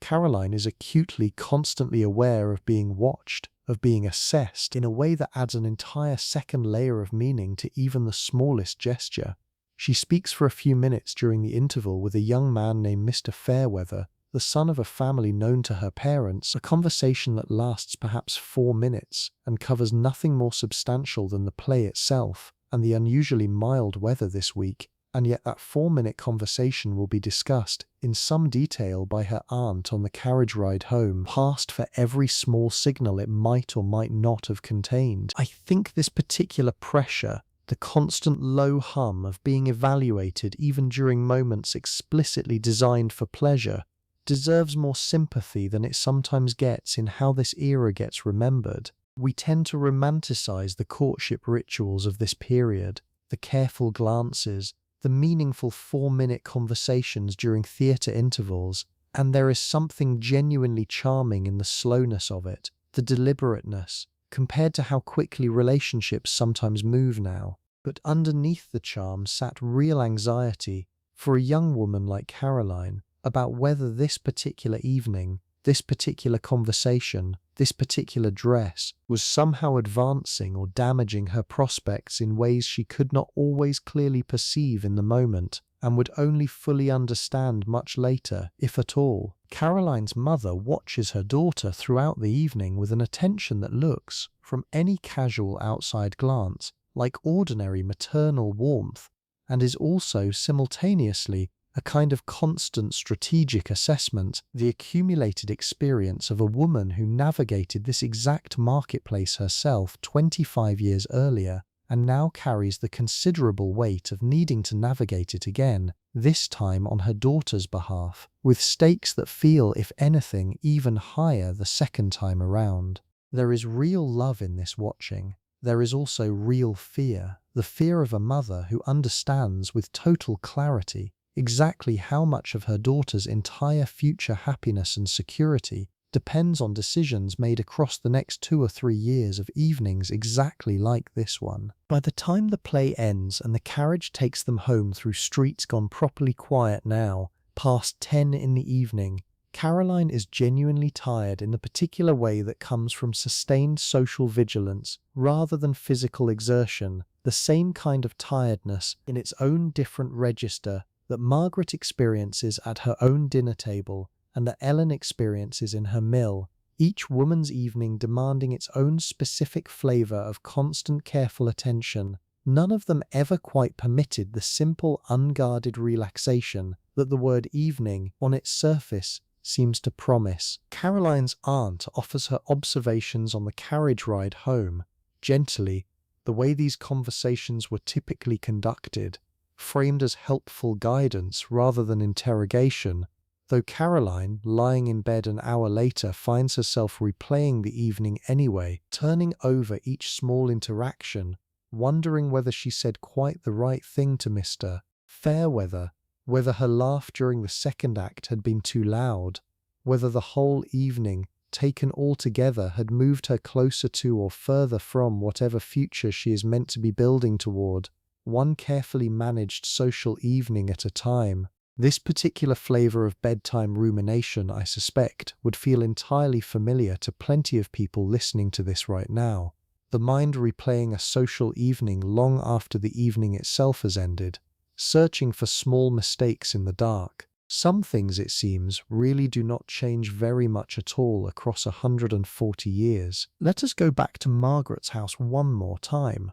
to a different ordinary evening, because there is a particular ritual we have not yet properly examined, one that sat at the centre of nearly every Victorian evening, regardless of class or income, and that deserves its own slow, careful look. I mean tea. Not afternoon tea exactly, which gets most of the popular attention today, all dainty sandwiches and delicate china in period dramas, but evening tea, the smaller, quieter ritual that closed out a Victorian evening in households across nearly every social level, from Margaret's careful middle-class drawing room down to Ellen's 2 rooms above the terraced house, though the specific form it took shifted considerably depending on what a household could actually afford. In Margaret's house, evening tea arrives around 9, after the reading aloud but before the final wind down toward bed, brought up by a different servant than Sarah, a younger girl named Annie who handles this last small task of the night before her own evening,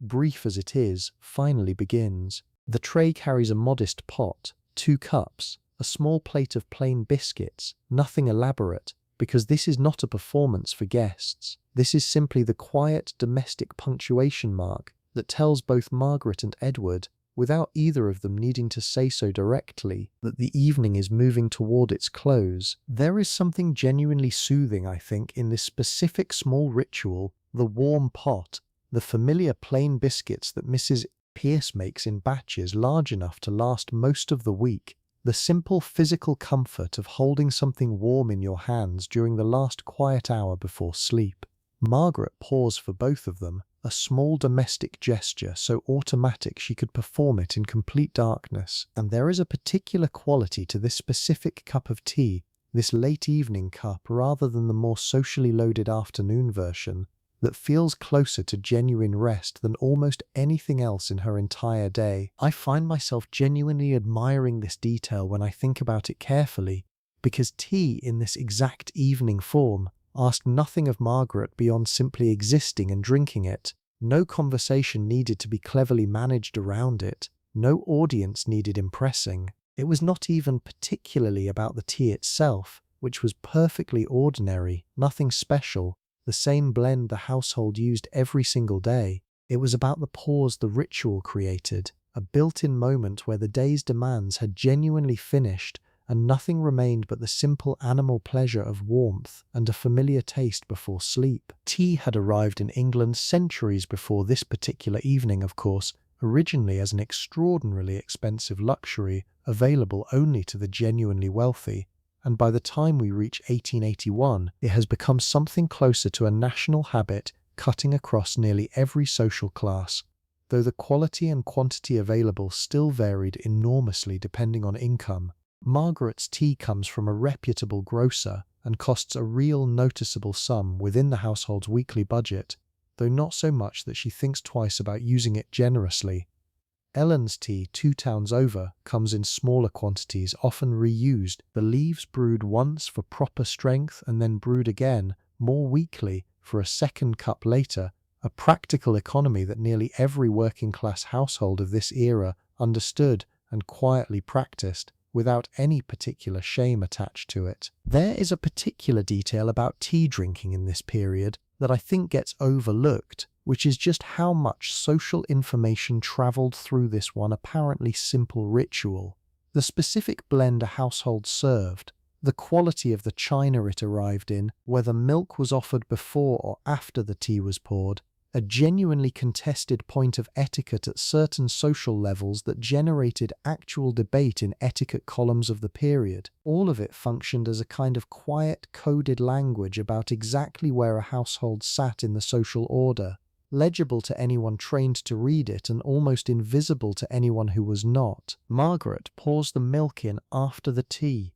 which was, by this point in the century, considered the more correct order among households of her particular social standing, though the reasoning behind the rule had more to do with displaying the quality of one's china, since pouring hot tea directly into cheap china could sometimes crack it, while good china could withstand the heat without milk poured first to temper it, than with any actual difference in taste. Edward would not think twice about this detail, would likely not even consciously register it as a choice at all, and yet if Margaret reversed the order one evening, poured milk first, the way some households genuinely preferred, a guest present in the room might notice, might draw some small quiet conclusion from it, the way we sometimes draw conclusions today from details so minor we could not fully explain why we noticed them at all. This evening, with no guests present, none of that social calculation actually matters, and I think that absence matters too.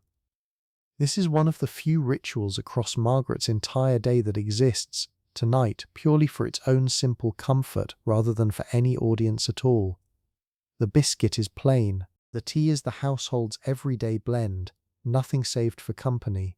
Edward dunks his biscuit slightly, a small habit that would probably be considered faintly improper at a formal tea but that nobody in this room tonight has any reason to comment on, and Margaret watches him do it with a small private amusement, the kind of tiny domestic detail that belongs entirely to a marriage and to nobody else, the specific accumulated knowledge of exactly how this one particular person takes his tea after 9 years of watching him do it nearly every single night. By the time the tray is cleared, Annie taking it back down to the kitchen where Mrs. Pierce will have already started the laborious process of properly damping the kitchen range for the night, the house has settled into its final quiet hour, the specific texture of a household winding down that exists almost identically across every social level we have visited tonight. Margaret's careful tea ritual and Ellen's reused leaves brewed twice, both arriving, eventually, at the same simple destination, two tired people sitting together in the last warm minutes before the day finally, fully lets them go. I want to take a small detour now,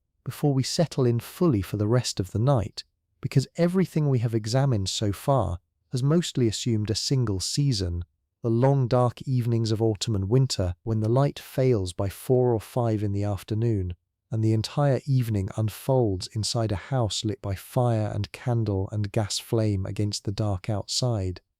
Victorian evenings did not look the same all year, and that variation matters more than you might expect. Picture Margaret's same drawing room in June instead, the light outside still holding, pale and golden, until nearly 9 in the evening, and notice how differently the whole rhythm of the household shifts around that simple fact. Dinner moves slightly later, because nobody feels the same urgency to retreat indoors when daylight still fills the windows.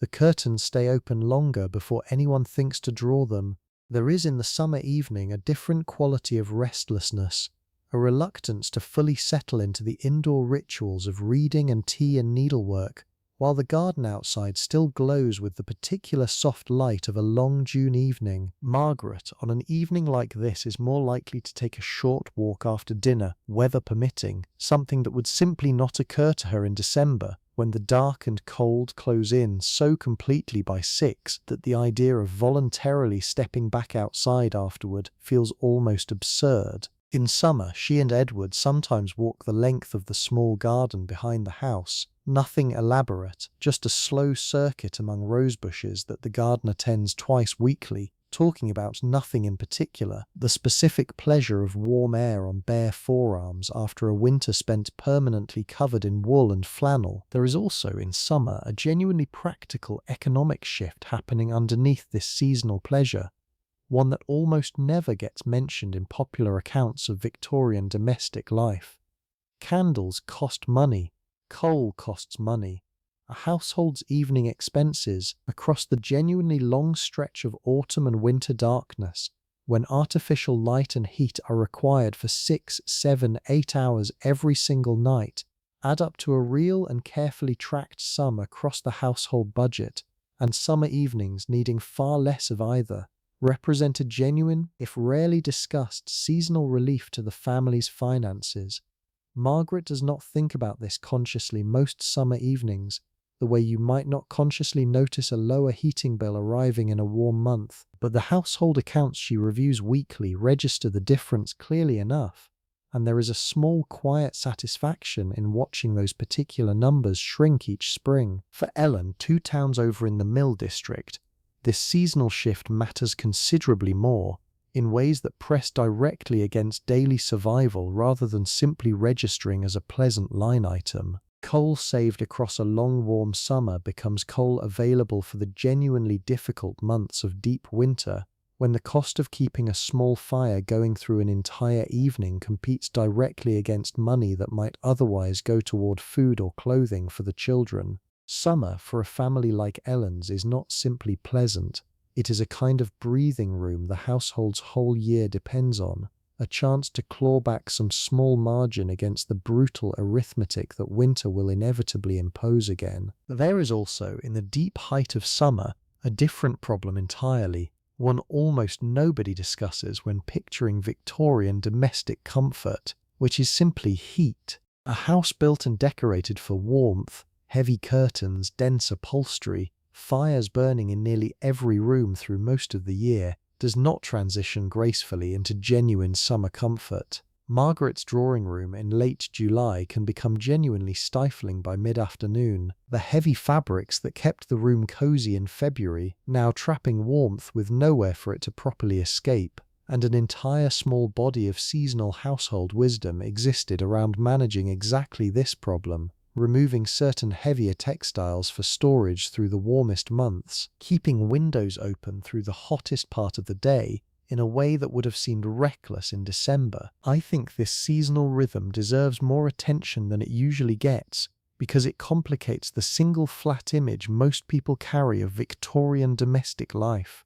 The perpetual candlelit winter evening, gas lamps glowing against permanent darkness, the actual texture of a year in a household like Margaret's moved through real seasonal variation, the household itself almost breathing in and out across the calendar, contracting into careful indoor ritual through the long dark months, opening outward toward gardens and longer walks and lighter fabrics through the brief warm stretch of an English summer that everyone, across every social class we have visited tonight, understood to be precious precisely because of how briefly it actually lasted. Before the dark, expensive evenings of autumn began closing back in again. By late August, the evenings already noticeably shortening. A particular kind of quiet anticipatory dread settles into households like Ellen's, the practical knowledge that the easier season is ending, that coal will need buying again soon, that the long stretch of careful winter economy is approaching once more. Margaret feels some faint version of this too,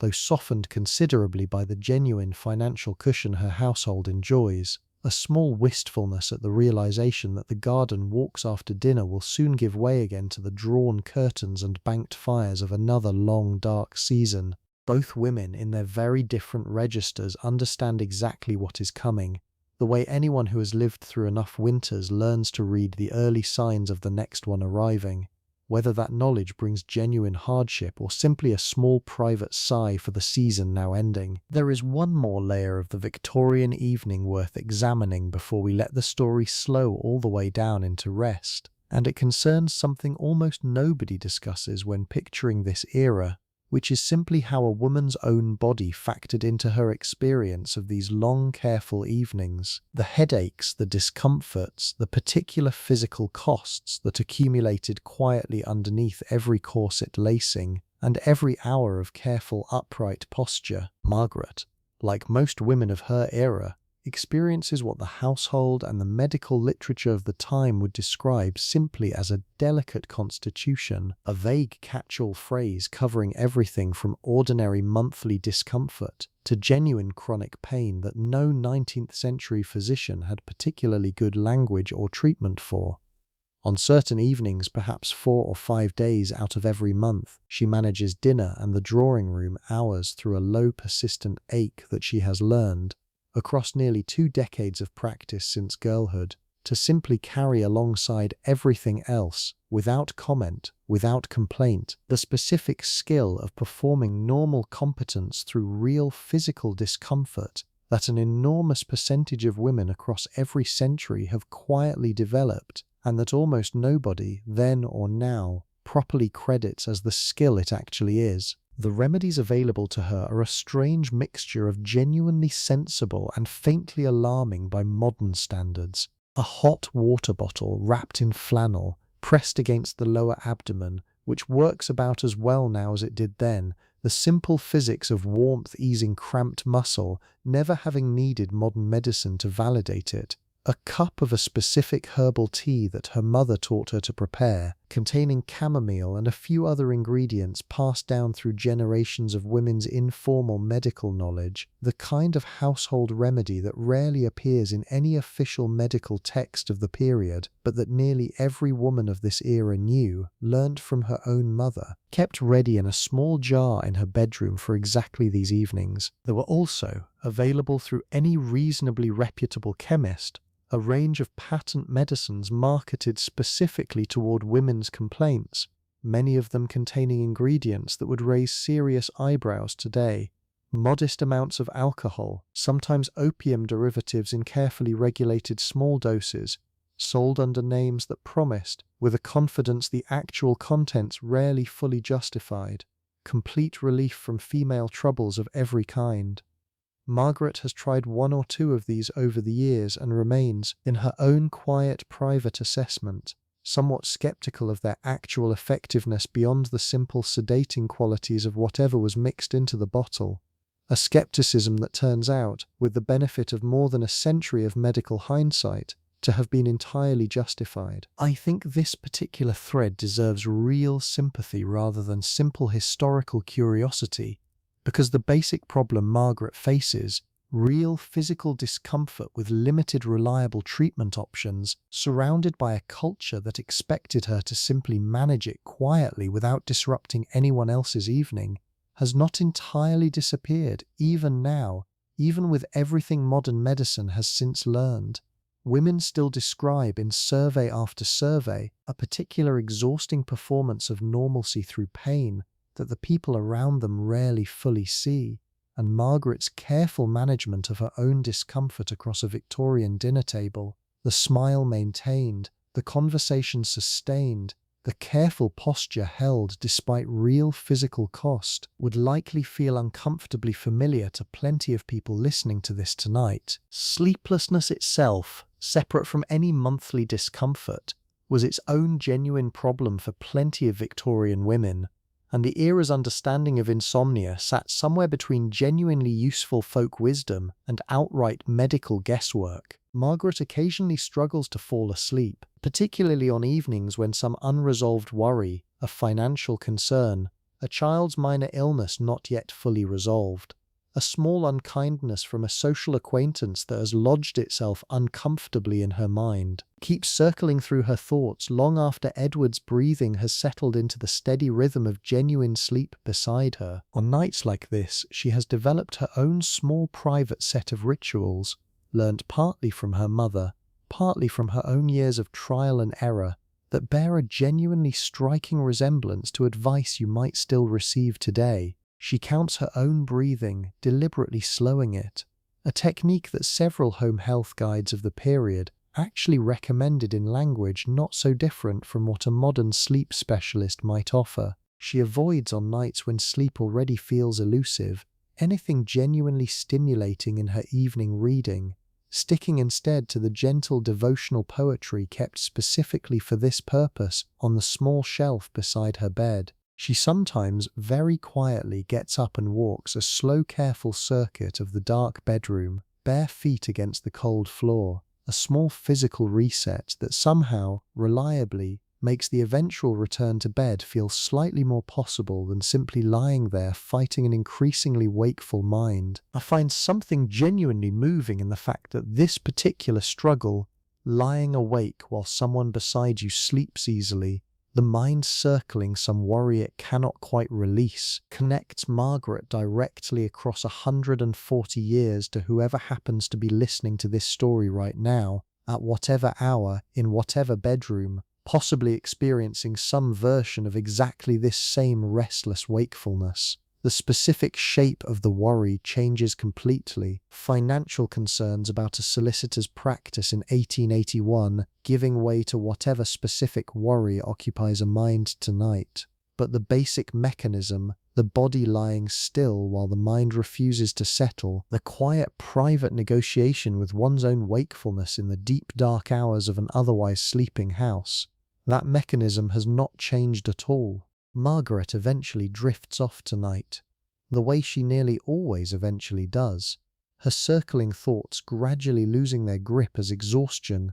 finally simply wins. There is one more dimension of the Victorian evening I want to walk through before we let everything settle fully towards sleep, because so far we have mostly looked at evenings spent inside a single household, and a meaningful portion of a woman's social and emotional life in this period actually happened in the company of other women, in spaces that existed almost entirely outside her husband's awareness or interest. Once every 2 weeks, on a Thursday evening, Margaret attends a small gathering at the home of a friend, a Mrs. Alderton, along with perhaps 6 or 7 other women from their immediate social circle, ostensibly organized around a shared charitable project, the ongoing support of a local home for orphaned children, that several of these women have been quietly funding and organizing for the better part of 3 years now.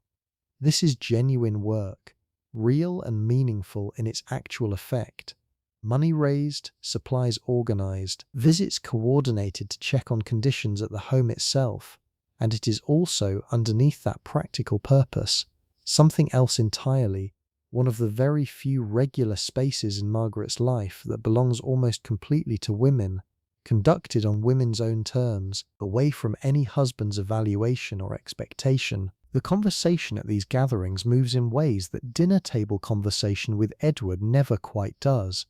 There is less performance here, paradoxically, even though this is technically a more public gathering than an evening alone with her husband, because the entire group shares an unspoken understanding of exactly what can and cannot be said in front of each other. An understanding built up across years of these same regular meetings, the careful trust of women who have watched each other navigate marriages and childbirths, and the occasional genuine domestic crisis, and have learned slowly which confidences will be held carefully and which might travel further than intended. Tonight, alongside the charitable business which takes perhaps 20 minutes to properly discuss, the conversation drifts, as it often does, towards something closer to genuine confidence.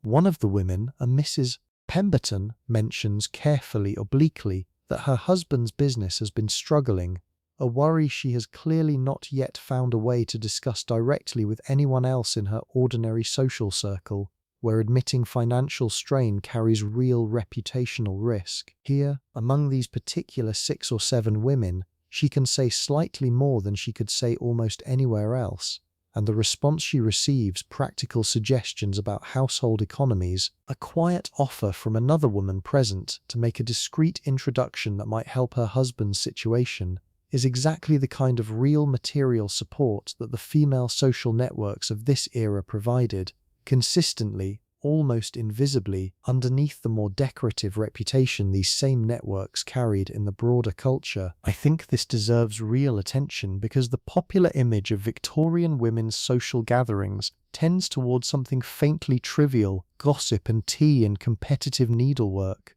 a stereotype with just enough truth in it to obscure something genuinely substantial happening underneath. These gatherings functioned as real information networks, real support systems, real spaces where practical knowledge about navigating an extremely difficult world, how to manage a difficult servant, how to handle a husband's business worry, how to cope with a child's illness that has not responded to the usual remedies, moved freely between women who trusted each other in ways that the broader culture rarely acknowledged as meaningful at all. Margaret contributes her own piece of practical wisdom tonight, regarding a household staffing difficulty that Mrs. Alderton herself has been struggling with, drawing on her own experience navigating something similar 2 years earlier, and there is a genuine satisfaction in being useful in this specific way, offering something real to a friend rather than simply performing pleasantness. The kind of satisfaction that echoes in its own register,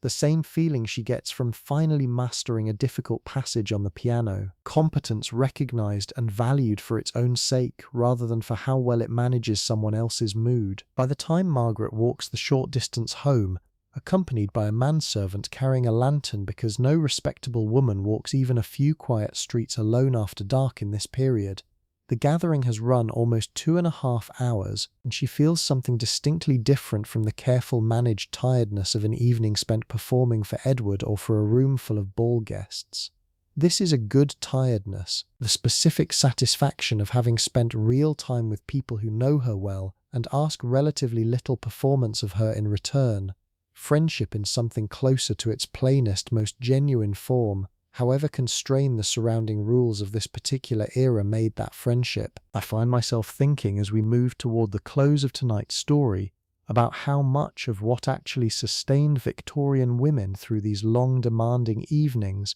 the corsets and the calculations and the constant invisible labour we have spent so much time examining, came not from any single dramatic act of rebellion or resistance, but from exactly this kind of quiet, ordinary connection, women supporting other women through small, consistent acts of practical care that the broader culture barely noticed and certainly never properly credited. Margaret's evening with Mrs. Alderton's charitable circle will not appear in any history book. It left no monument, no famous quote, nothing that the wider record of this era bothered to preserve beyond the occasional surviving letter or diary entry that happened to mention it in passing. And yet it mattered genuinely to every single woman who sat in that drawing room tonight, in ways that the loud, dramatic history of this period, the wars and the parliamentary debates and the famous names, never quite manages to capture. Let us slow all the way down now, because I think we have gathered enough pieces tonight to actually see the full shape of what a Victorian evening really was,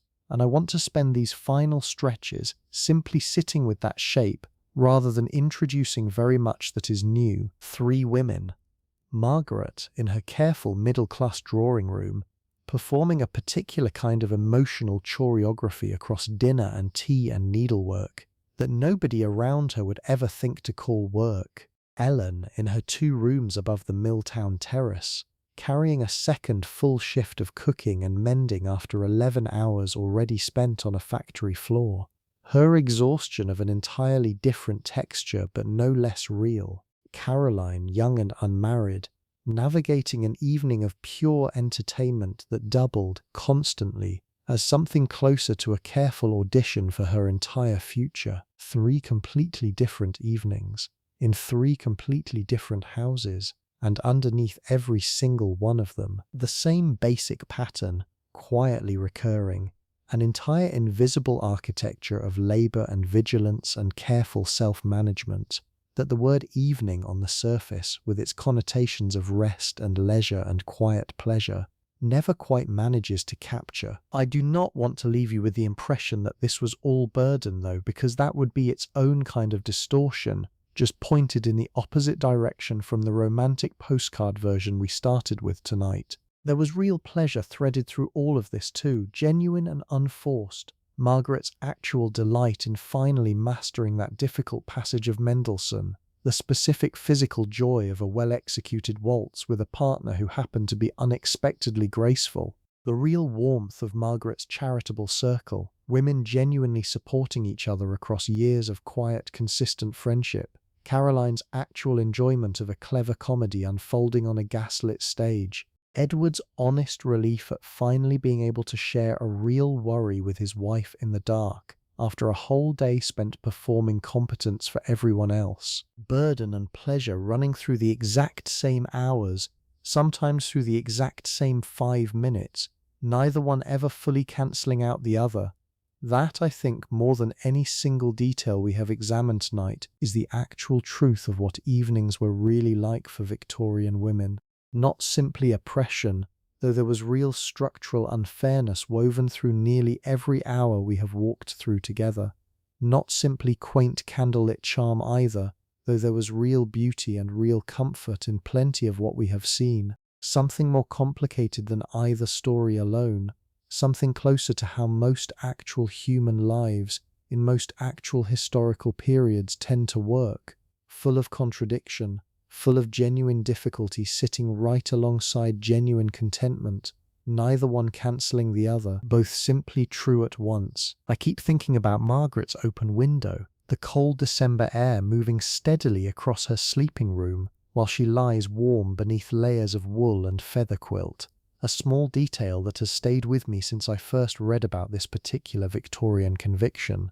There is something almost perfect about it as a metaphor for the whole evening we have spent together tonight. Discomfort and comfort existing in the very same breath. The cold air considered, somehow, a form of care rather than a hardship. The body trained across years of practice to find something close to peace inside an arrangement that, described differently, might sound almost punishing. Margaret is asleep now, properly asleep. The kind of deep settled sleep that comes after a long day finally, fully released. Her breathing slow and even beside Edward's in the dark. Whatever worry kept her circling earlier in the evening has loosened its grip completely, the way worries eventually do, given enough quiet hours and enough patient breathing in the dark. The house around her has gone fully silent now, except for the small ordinary sounds any old house makes settling into deep night. A faint creak somewhere in the floorboards as the temperature continues its slow drop, the occasional distant sound of a dog somewhere several streets away, carried clear and sharp through cold, still air the way sound only travels once a city has gone properly quiet. 2 floors below, Sarah and the other servants have long since finished their own day, their narrow shared room holding its own small, ordinary silence, different in texture from the silence upstairs, but no less real, no less deserved, after a day of labour that began hours before Margaret's own day did, and will begin again hours before Margaret wakes tomorrow. I think of Ellen too, somewhere across town in her own narrow bed, the mill's whistle already a known certainty waiting at 5:30, her exhausted sleep tonight carrying its own particular weight that Margaret's never quite will, and Caroline, lying awake a little longer than the others, still gently turning over the evening's small social calculations even as sleep finally begins, slowly, to pull her under despite herself. Different houses, different streets, entirely different lives, separated by money and circumstance in ways that mattered enormously to how each evening actually unfolded. And yet, by this hour, somewhere past midnight now across this whole quiet stretch of 19th century England, every single one of them has finally arrived at the same simple destination that every evening, regardless of century or circumstance, was always quietly building toward: sleep. The release every single one of these carefully managed, carefully performed, genuinely exhausting evenings was, underneath everything else, simply working its way toward, one small ritual at a time, one cup of tea, one piano passage, one careful conversation at a time. Before we let the night carry us the rest of the way toward rest, I want to spend a little more time on the objects themselves, the physical things that filled a room like Margaret's, because there is a particular pleasure in slowing down on the material details of a vanished world, the kind of pleasure that I think suits exactly this hour of listening. The bed itself deserves real attention, because Margaret's bed is not simply a frame and a mattress the way we might picture one today. It is a half-tester, meaning a partial canopy extends from the wall above the headboard, draped with heavy fabric, burgundy in this particular room, that can be drawn closed around at least part of the bed if the household chooses, a practice more common a generation or two earlier than Margaret's own time, when curtained beds served a genuinely practical purpose, trapping warmth in rooms with no other reliable heat source through the night, and offering a small private enclosed world within an otherwise drafty house. By 1881, full bed curtains drawn completely closed have become somewhat old-fashioned, associated with an earlier, less ventilated approach to sleep that the era's newer health thinking, the same thinking that insists on a cracked window even in December, has begun to view with mild suspicion. Margaret's half-tester keeps the curtains mostly open these days, pulled back and tied with simple cord, more decorative gesture now than genuine necessity, though on the very coldest nights of deep winter she still sometimes draws them partway closed around her side of the bed, an old habit from childhood that some comfort in her refuses to entirely abandon. The mattress beneath her is a genuinely interesting object in its own right, layered in this household over a base of coiled metal springs, a relatively recent innovation that had transformed bedding comfort across the preceding several decades, replacing the older systems of simple rope lacing that required periodic tightening to prevent an uncomfortable sag developing in the middle of the night.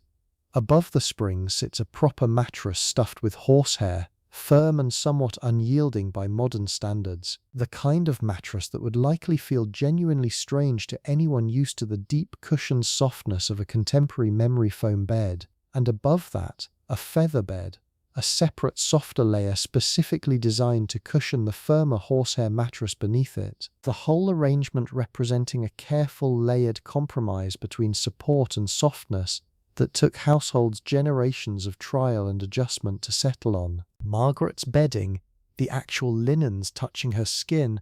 are linen rather than cotton, a fabric choice that carries its own quiet social signal, since linen of good quality cost more than cotton and required more careful laundering, a labor-intensive process involving boiling, careful bluing to keep whites genuinely white rather than yellowing, and painstaking ironing that an entire dedicated laundry day each week, conducted by servants whose labor we have not had time to properly explore tonight, made possible. Margaret sleeps tonight between sheets that were washed exactly 6 days ago, in a process that consumed the better part of an entire day's labor for 2 separate household servants, a fact she is aware of only in the vaguest possible sense, the way most of us today are aware, in some abstract distant way, of the actual labor chains behind the convenience we take for granted. There is a particular smell to linen sheets dried properly outdoors on a clear day,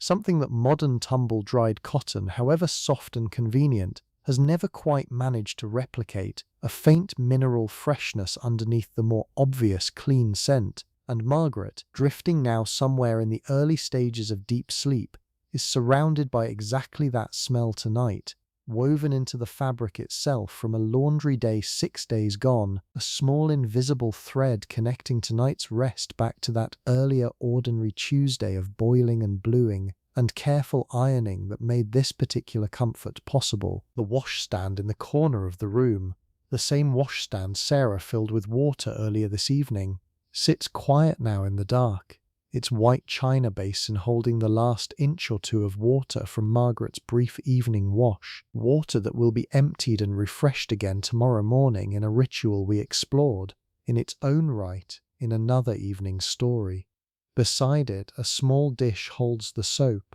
a simple unscented bar made by a local chandler, nothing like the elaborately perfumed soaps available to the genuinely wealthy, but perfectly serviceable, perfectly adequate, the kind of small ordinary object that fills an entire life without ever once drawing particular attention to itself. I find myself drawn, this late in the night, to these smaller objects rather than the grander ones, the soap dish rather than the silk gown, the linen sheet rather than the ball gown's careful lace, because I think they tell you something more honest about how an actual life felt from the inside than the dramatic set pieces ever quite managed to. Margaret's life, examined hour by hour the way we have examined it tonight, is built almost entirely from objects exactly this small and exactly this ordinary. A soap dish, a wash basin, a particular smell of properly dried linen, accumulating, slowly, across thousands of repeated evenings just like this one, into something that, taken all together, constitutes an entire human existence, fully real, fully felt, however little of it the wider history books ever bothered to record. There is a particular kind of quiet that settles over a house like this one in the deepest hours of the night, somewhere past 1 in the morning now, when even the faintest household sounds have finally stopped, when the fire in every grate has gone fully cold, when the only movement anywhere in the building is the slow, almost imperceptible settling of old wood and old plaster, adjusting itself to the dropping temperature outside. I want us to simply sit inside that quiet for a while now, because I think it has something worth offering us, beyond anything we could learn from one more fact or one more historical detail. Margaret's hairpins sit in their small dish on the dressing table, 30 of them now, accumulated across however many evenings, waiting for Sarah to gather them up again tomorrow and begin the entire elaborate sequence once more. The wine-coloured evening dress hangs in the wardrobe, already slightly creased from a single evening's wear, waiting for its own turn at the laundry or the pressing iron sometime in the coming days. The mending basket sits beside Margaret's chair downstairs, the children's stocking finished, set aside, one small completed task among the hundreds that fill an ordinary week, indistinguishable, by morning, from all the others that came before it and all the others still waiting. I think about how much of any single human life, examined this closely, this slowly, turns out to be built from exactly this kind of small repeated motion, the hairpin returning to its dish, the stocking mended and set aside, the same 8 measures of Mendelssohn played slightly differently each evening but never quite perfected, never quite finished,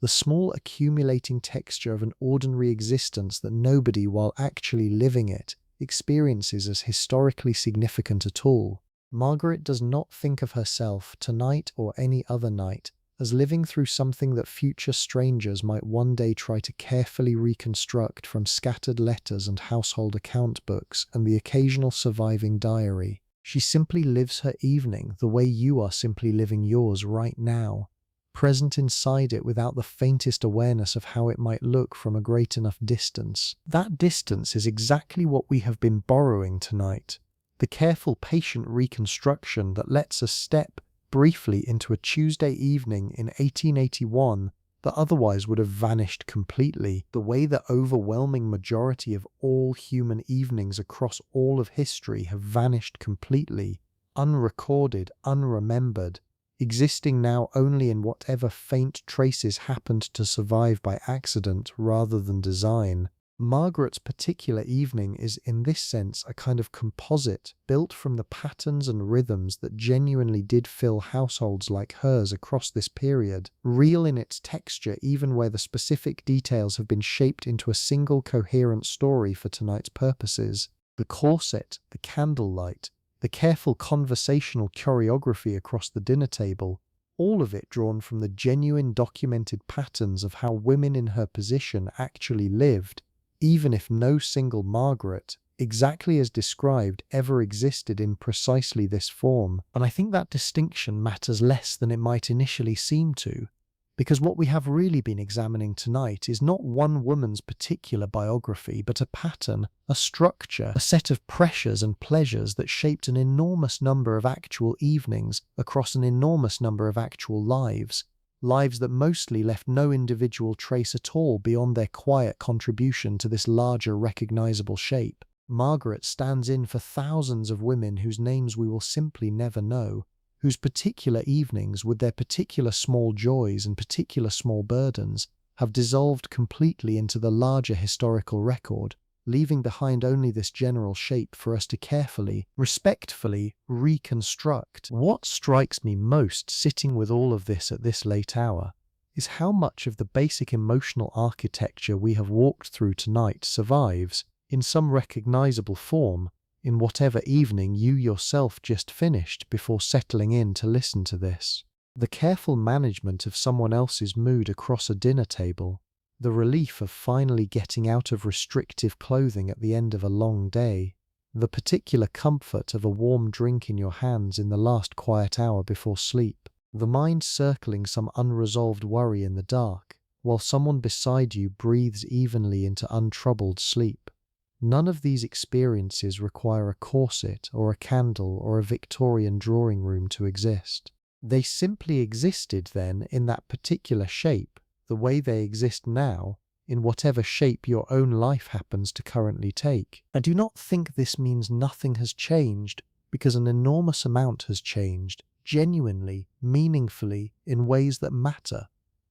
Margaret could not vote. Margaret could not, in any practical sense, leave her marriage if it became genuinely unhappy without facing consequences that would follow her for the rest of her life. Margaret's body belonged, in ways legally and socially real, more to the institution of marriage than to herself alone. These were not small differences, and I do not want to flatten them into some easy universal statement about how people are basically the same in every century.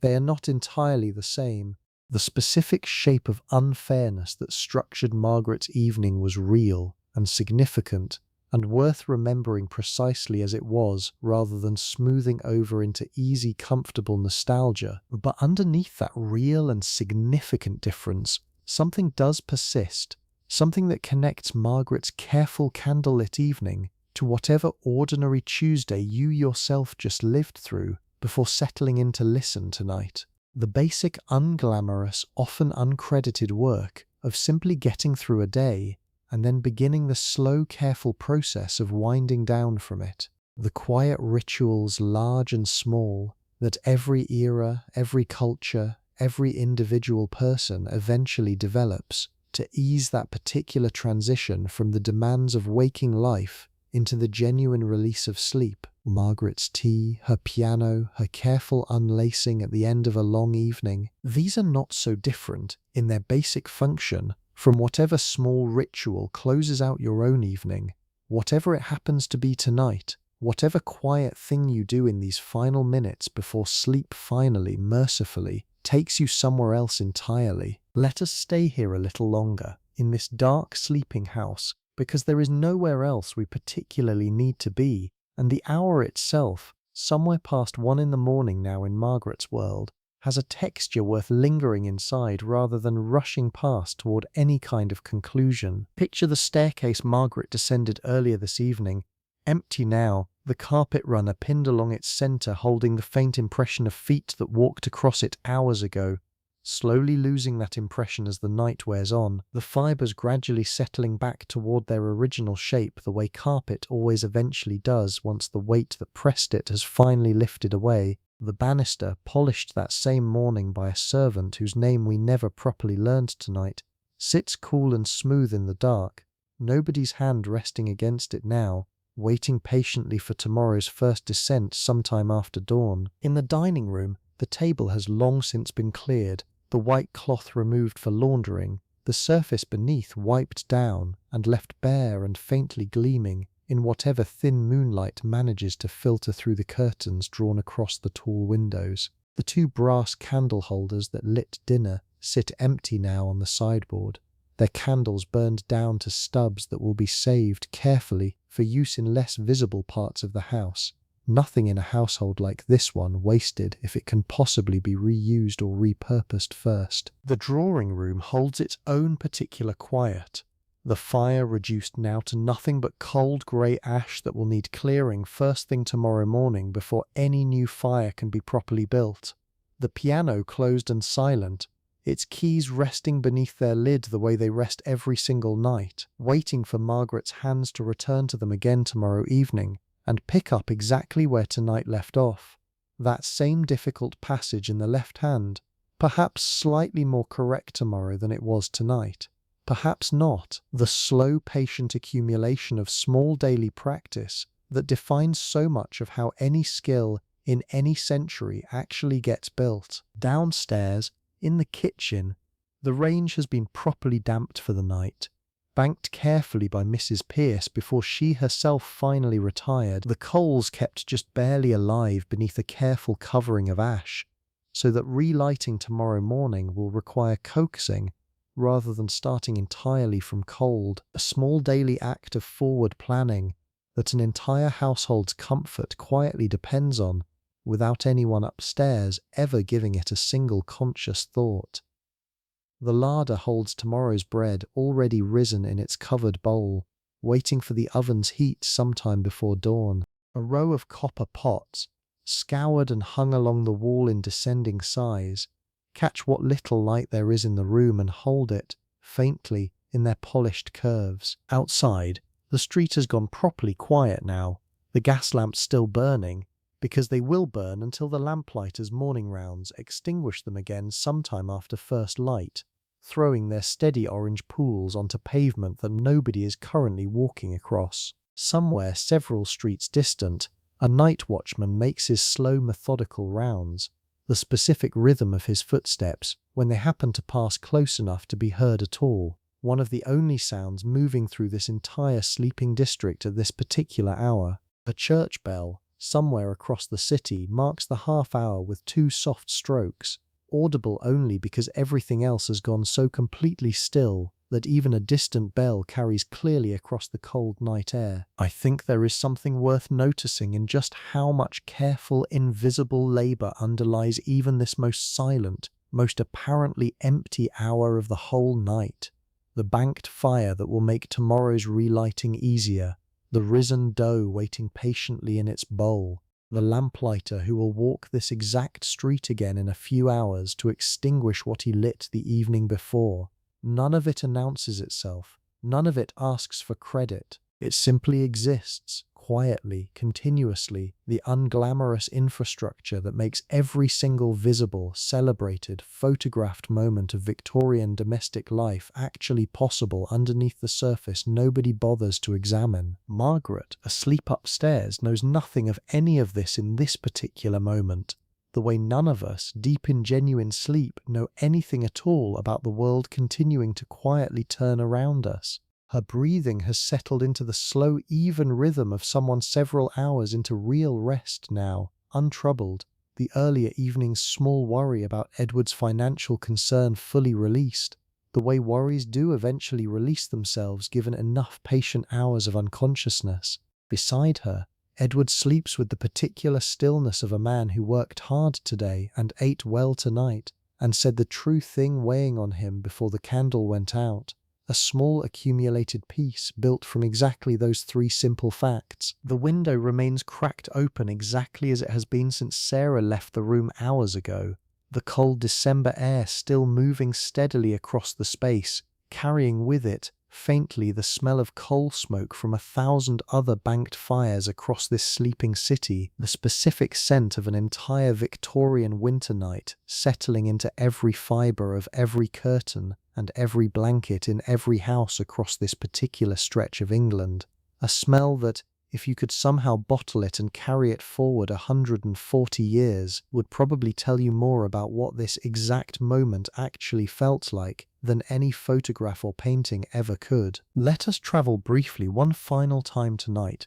to the other households we visited earlier, because I think there is something worth seeing in how differently and how similarly this same late hour settles over each of them. Across town, in the Mill District, Ellen sleeps the particular heavy sleep of genuine physical exhaustion, the kind that arrives almost the moment her head meets the thin pillow and holds her, mostly without dreams, until the mill's whistle eventually breaks it again at 5:30. Her husband sleeps beside her in much the same state, the two of them sharing the single narrow bed in the room's deepest corner, while in the adjoining space their two children sleep curled together in their own small bed, the older one's arm thrown protectively across the younger one in the particular way siblings settle into each other for warmth when a household cannot easily afford to heat a room through an entire winter night. There is no cracked window in Ellen's room tonight, No deliberate health-conscious admission of cold, fresh air, because the thin walls and ill-fitting window frame of a building like this one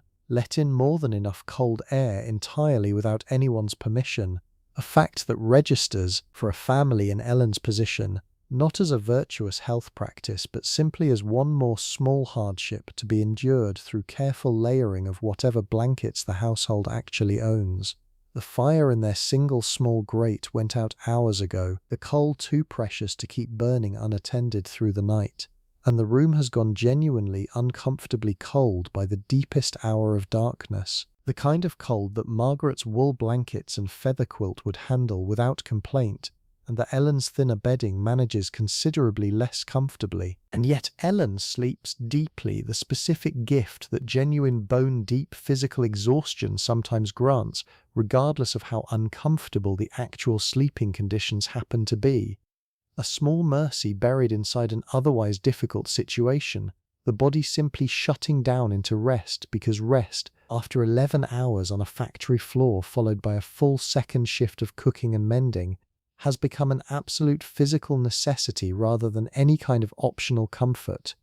I think there is something worth sitting with in that particular contrast. Margaret's careful, curated comfort built from genuine choice and resource, Ellen's rougher, harder-won rest built from sheer accumulated tiredness, both women, by this hour, arriving at the same basic state of unconscious release regardless of how differently they got there. And across the city, in Caroline's bedroom, a different kind of sleep has finally settled in, lighter than either of the others, the particular shallow rest of someone whose mind kept circling for the better part of an hour after the candle was extinguished, around the evening's small social calculations before exhaustion finally, gradually, won out over rumination. She will wake tomorrow remembering most of tonight's small details with unusual clarity, the precise 4 minutes of conversation with Mr. Fairweather already beginning to take on, in her memory, a significance that the actual conversation itself, brief and unremarkable as it genuinely was, probably does not entirely deserve. This is simply what a mind does with a moment it has decided might matter, polishing it slightly in memory each time it gets revisited, until the polished version eventually replaces whatever the original moment actually felt like in real time. 3 women, 3 completely different qualities of sleep, by this same late hour, shaped by completely different days and completely different bodies and completely different anxieties. Margaret's settled, peaceful, built from genuine emotional resolution shared honestly with her husband in the dark. Ellen's deep and heavy, built from pure physical necessity that asks nothing of the mind because the body has simply taken over entirely. Caroline's lighter, more restless, the particular shallow sleep of youth still working through the accumulated small uncertainties of an evening that mattered more to her, in this particular season of her life, than she could probably fully articulate if asked directly. I keep returning, as we move toward the genuine close of tonight's story, to how much variation existed within what gets remembered, collectively, simply as the Victorian woman's evening, as though it were one single uniform experience rather than this entire scattered constellation of different lives, different pressures, different small pleasures, all unfolding simultaneously across the same few hours of the same actual night. There was no single Victorian evening. There were millions of them, every single night across an entire century, each one slightly different from every other, each one shaped by its own particular combination of money and marriage and health and luck. And what we have done together tonight is simply borrow a small handful of these, reconstructed as carefully and as faithfully as the surviving evidence allows, in the hope that walking through them slowly, patiently, with real attention to the small ordinary details that the grander histories usually skip past entirely, might tell you something true about a world that has otherwise mostly disappeared, leaving behind only scattered letters and account books and the occasional preserved diary to suggest what it might have actually felt like to live inside it. And so the night settles, fully now, over every household we have visited tonight. Margaret's careful candlelit world and Ellen's harder-won rest and Caroline's lighter, more restless sleep, all of it folding quietly into the same deep, silent hour, the same cold December darkness, stretching evenly across every street and every window and every sleeping body in this particular corner of the world, in this particular century, on this particular ordinary night that history never bothered to specifically record, and that we have, together, spent these past hours carefully, gently, bringing back into some kind of imagined life. I think about Margaret one last time before we let her go completely, the careful young woman becoming, slowly, the more settled woman of 34 we walked through this evening with, all those small accumulated skills she has built across 9 years of marriage, the reading of a husband's mood, the perfectly timed piece of gossip, the steady hands that can lace a corset or unlace one with equal unconscious competence, the quiet, careful attention that lets her be genuinely useful to a friend in difficulty without ever once needing to announce the usefulness out loud. None of these skills appear in any history book. None of them earned her a single line of public recognition in her own lifetime or in any lifetime since, and yet they were real, and they were considerable, and they filled an entire ordinary evening, just like they filled the evening before this one, and will fill the evening after, stretching backward and forward across years that we will never have time to properly visit, each one slightly different, each one fundamentally the same. If something in tonight's story found you, if some small detail, the cracked window, the dance card, the reused tea leaves, the careful hairpin returning to its dish, settled into you the way certain stories sometimes do, lingering quietly after the words themselves have stopped, I am genuinely glad you spent this time with me. And if you happen to remember, in the morning, that you meant to leave a like or a comment last night, before sleep finally pulled you under, there is no rush at all. It will still be here whenever you happen to think of it again, the way this whole strange small channel will still be here, waiting quietly the next time you need somewhere gentle to land at the end of a long day. The candle in Margaret's room has been out for hours now. The fire downstairs is nothing but cold grey ash waiting for tomorrow's relighting. Somewhere across this sleeping city, the lamplighter is still hours away from his morning rounds, and the gas lamps continue their steady, patient burning along streets that nobody is currently walking, throwing their warm orange light onto pavement that exists, right now purely for its own sake, illuminating nothing in particular, needed by no one at all, simply continuing quietly, the way the smallest, most unglamorous parts of any world tend to continue faithfully without acknowledgement, all through the longest, darkest, most silent hours of the night. I think that is where I want to leave you tonight, in that particular quiet, the lamps still burning for nobody, the fires banked and waiting, the whole sleeping city holding itself gently through these final dark hours, before another ordinary day eventually, inevitably begins again. Margaret will wake somewhere around 7, Sarah's knock arriving exactly on schedule, the entire elaborate dance of dressing and styling and careful daily performance beginning all over again,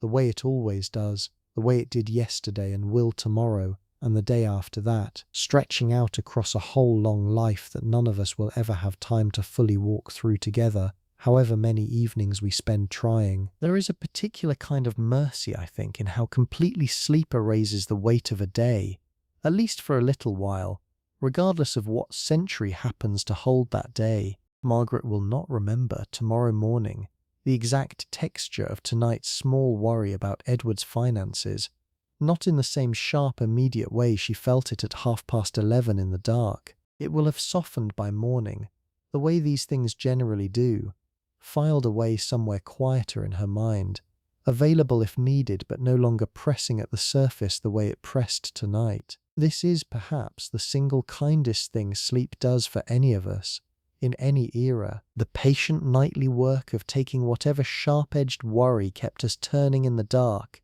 and handing it back to us in the morning slightly duller, slightly more manageable, worn down just enough by those quiet unconscious hours that we can pick it back up again and actually do something useful with it. I think about all the small unfinished threads we have left scattered across tonight's story, the way any honest evening, examined closely enough, always leaves more loose ends than it ties off. We never did find out whether Mrs. Pemberton's husband's business recovered, or whether Caroline's 4-minute conversation with Mr. Fairweather led anywhere at all, or whether Ellen's family found some small additional margin of comfort once the easier days of next summer eventually arrived. Most evenings, in most lives, work exactly this way. They do not resolve themselves neatly into satisfying conclusions before the next evening simply begins, demanding its own attention, its own small accumulating set of tasks and worries and quiet pleasures. The threads simply continue, mostly invisible, mostly unremarked,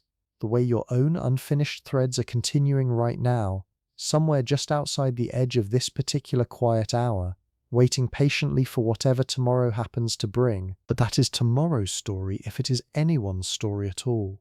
Tonight, right now, in this exact quiet moment, everyone we have spent these hours with is simply, finally, completely asleep. Margaret beside Edward in their wide curtained bed, Sarah and the other servants in their own narrower quarters 2 floors below,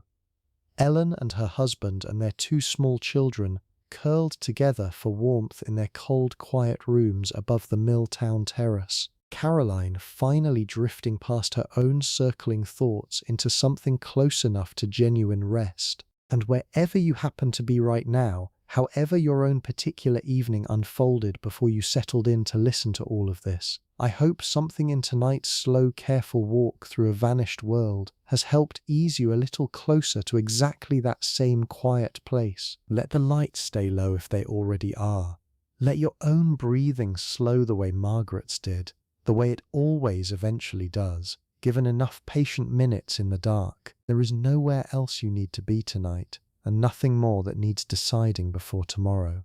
The candle is out, the fire has gone to ash, the lamps along the street are burning steadily for no one in particular, the way they always do at this hour, faithful and quiet and asking nothing at all in return. Sleep well, whoever you are, wherever you are tonight. We have been somewhere real this evening, somewhere that mostly no longer exists except in the careful, patient stitching together of letters and diaries and household ledgers that happened by quiet accident to survive. Thank you for spending these hours with me here in this strange small corner of the internet that exists, I think, for exactly this purpose, to give you somewhere gentle to land at the very end of a long day.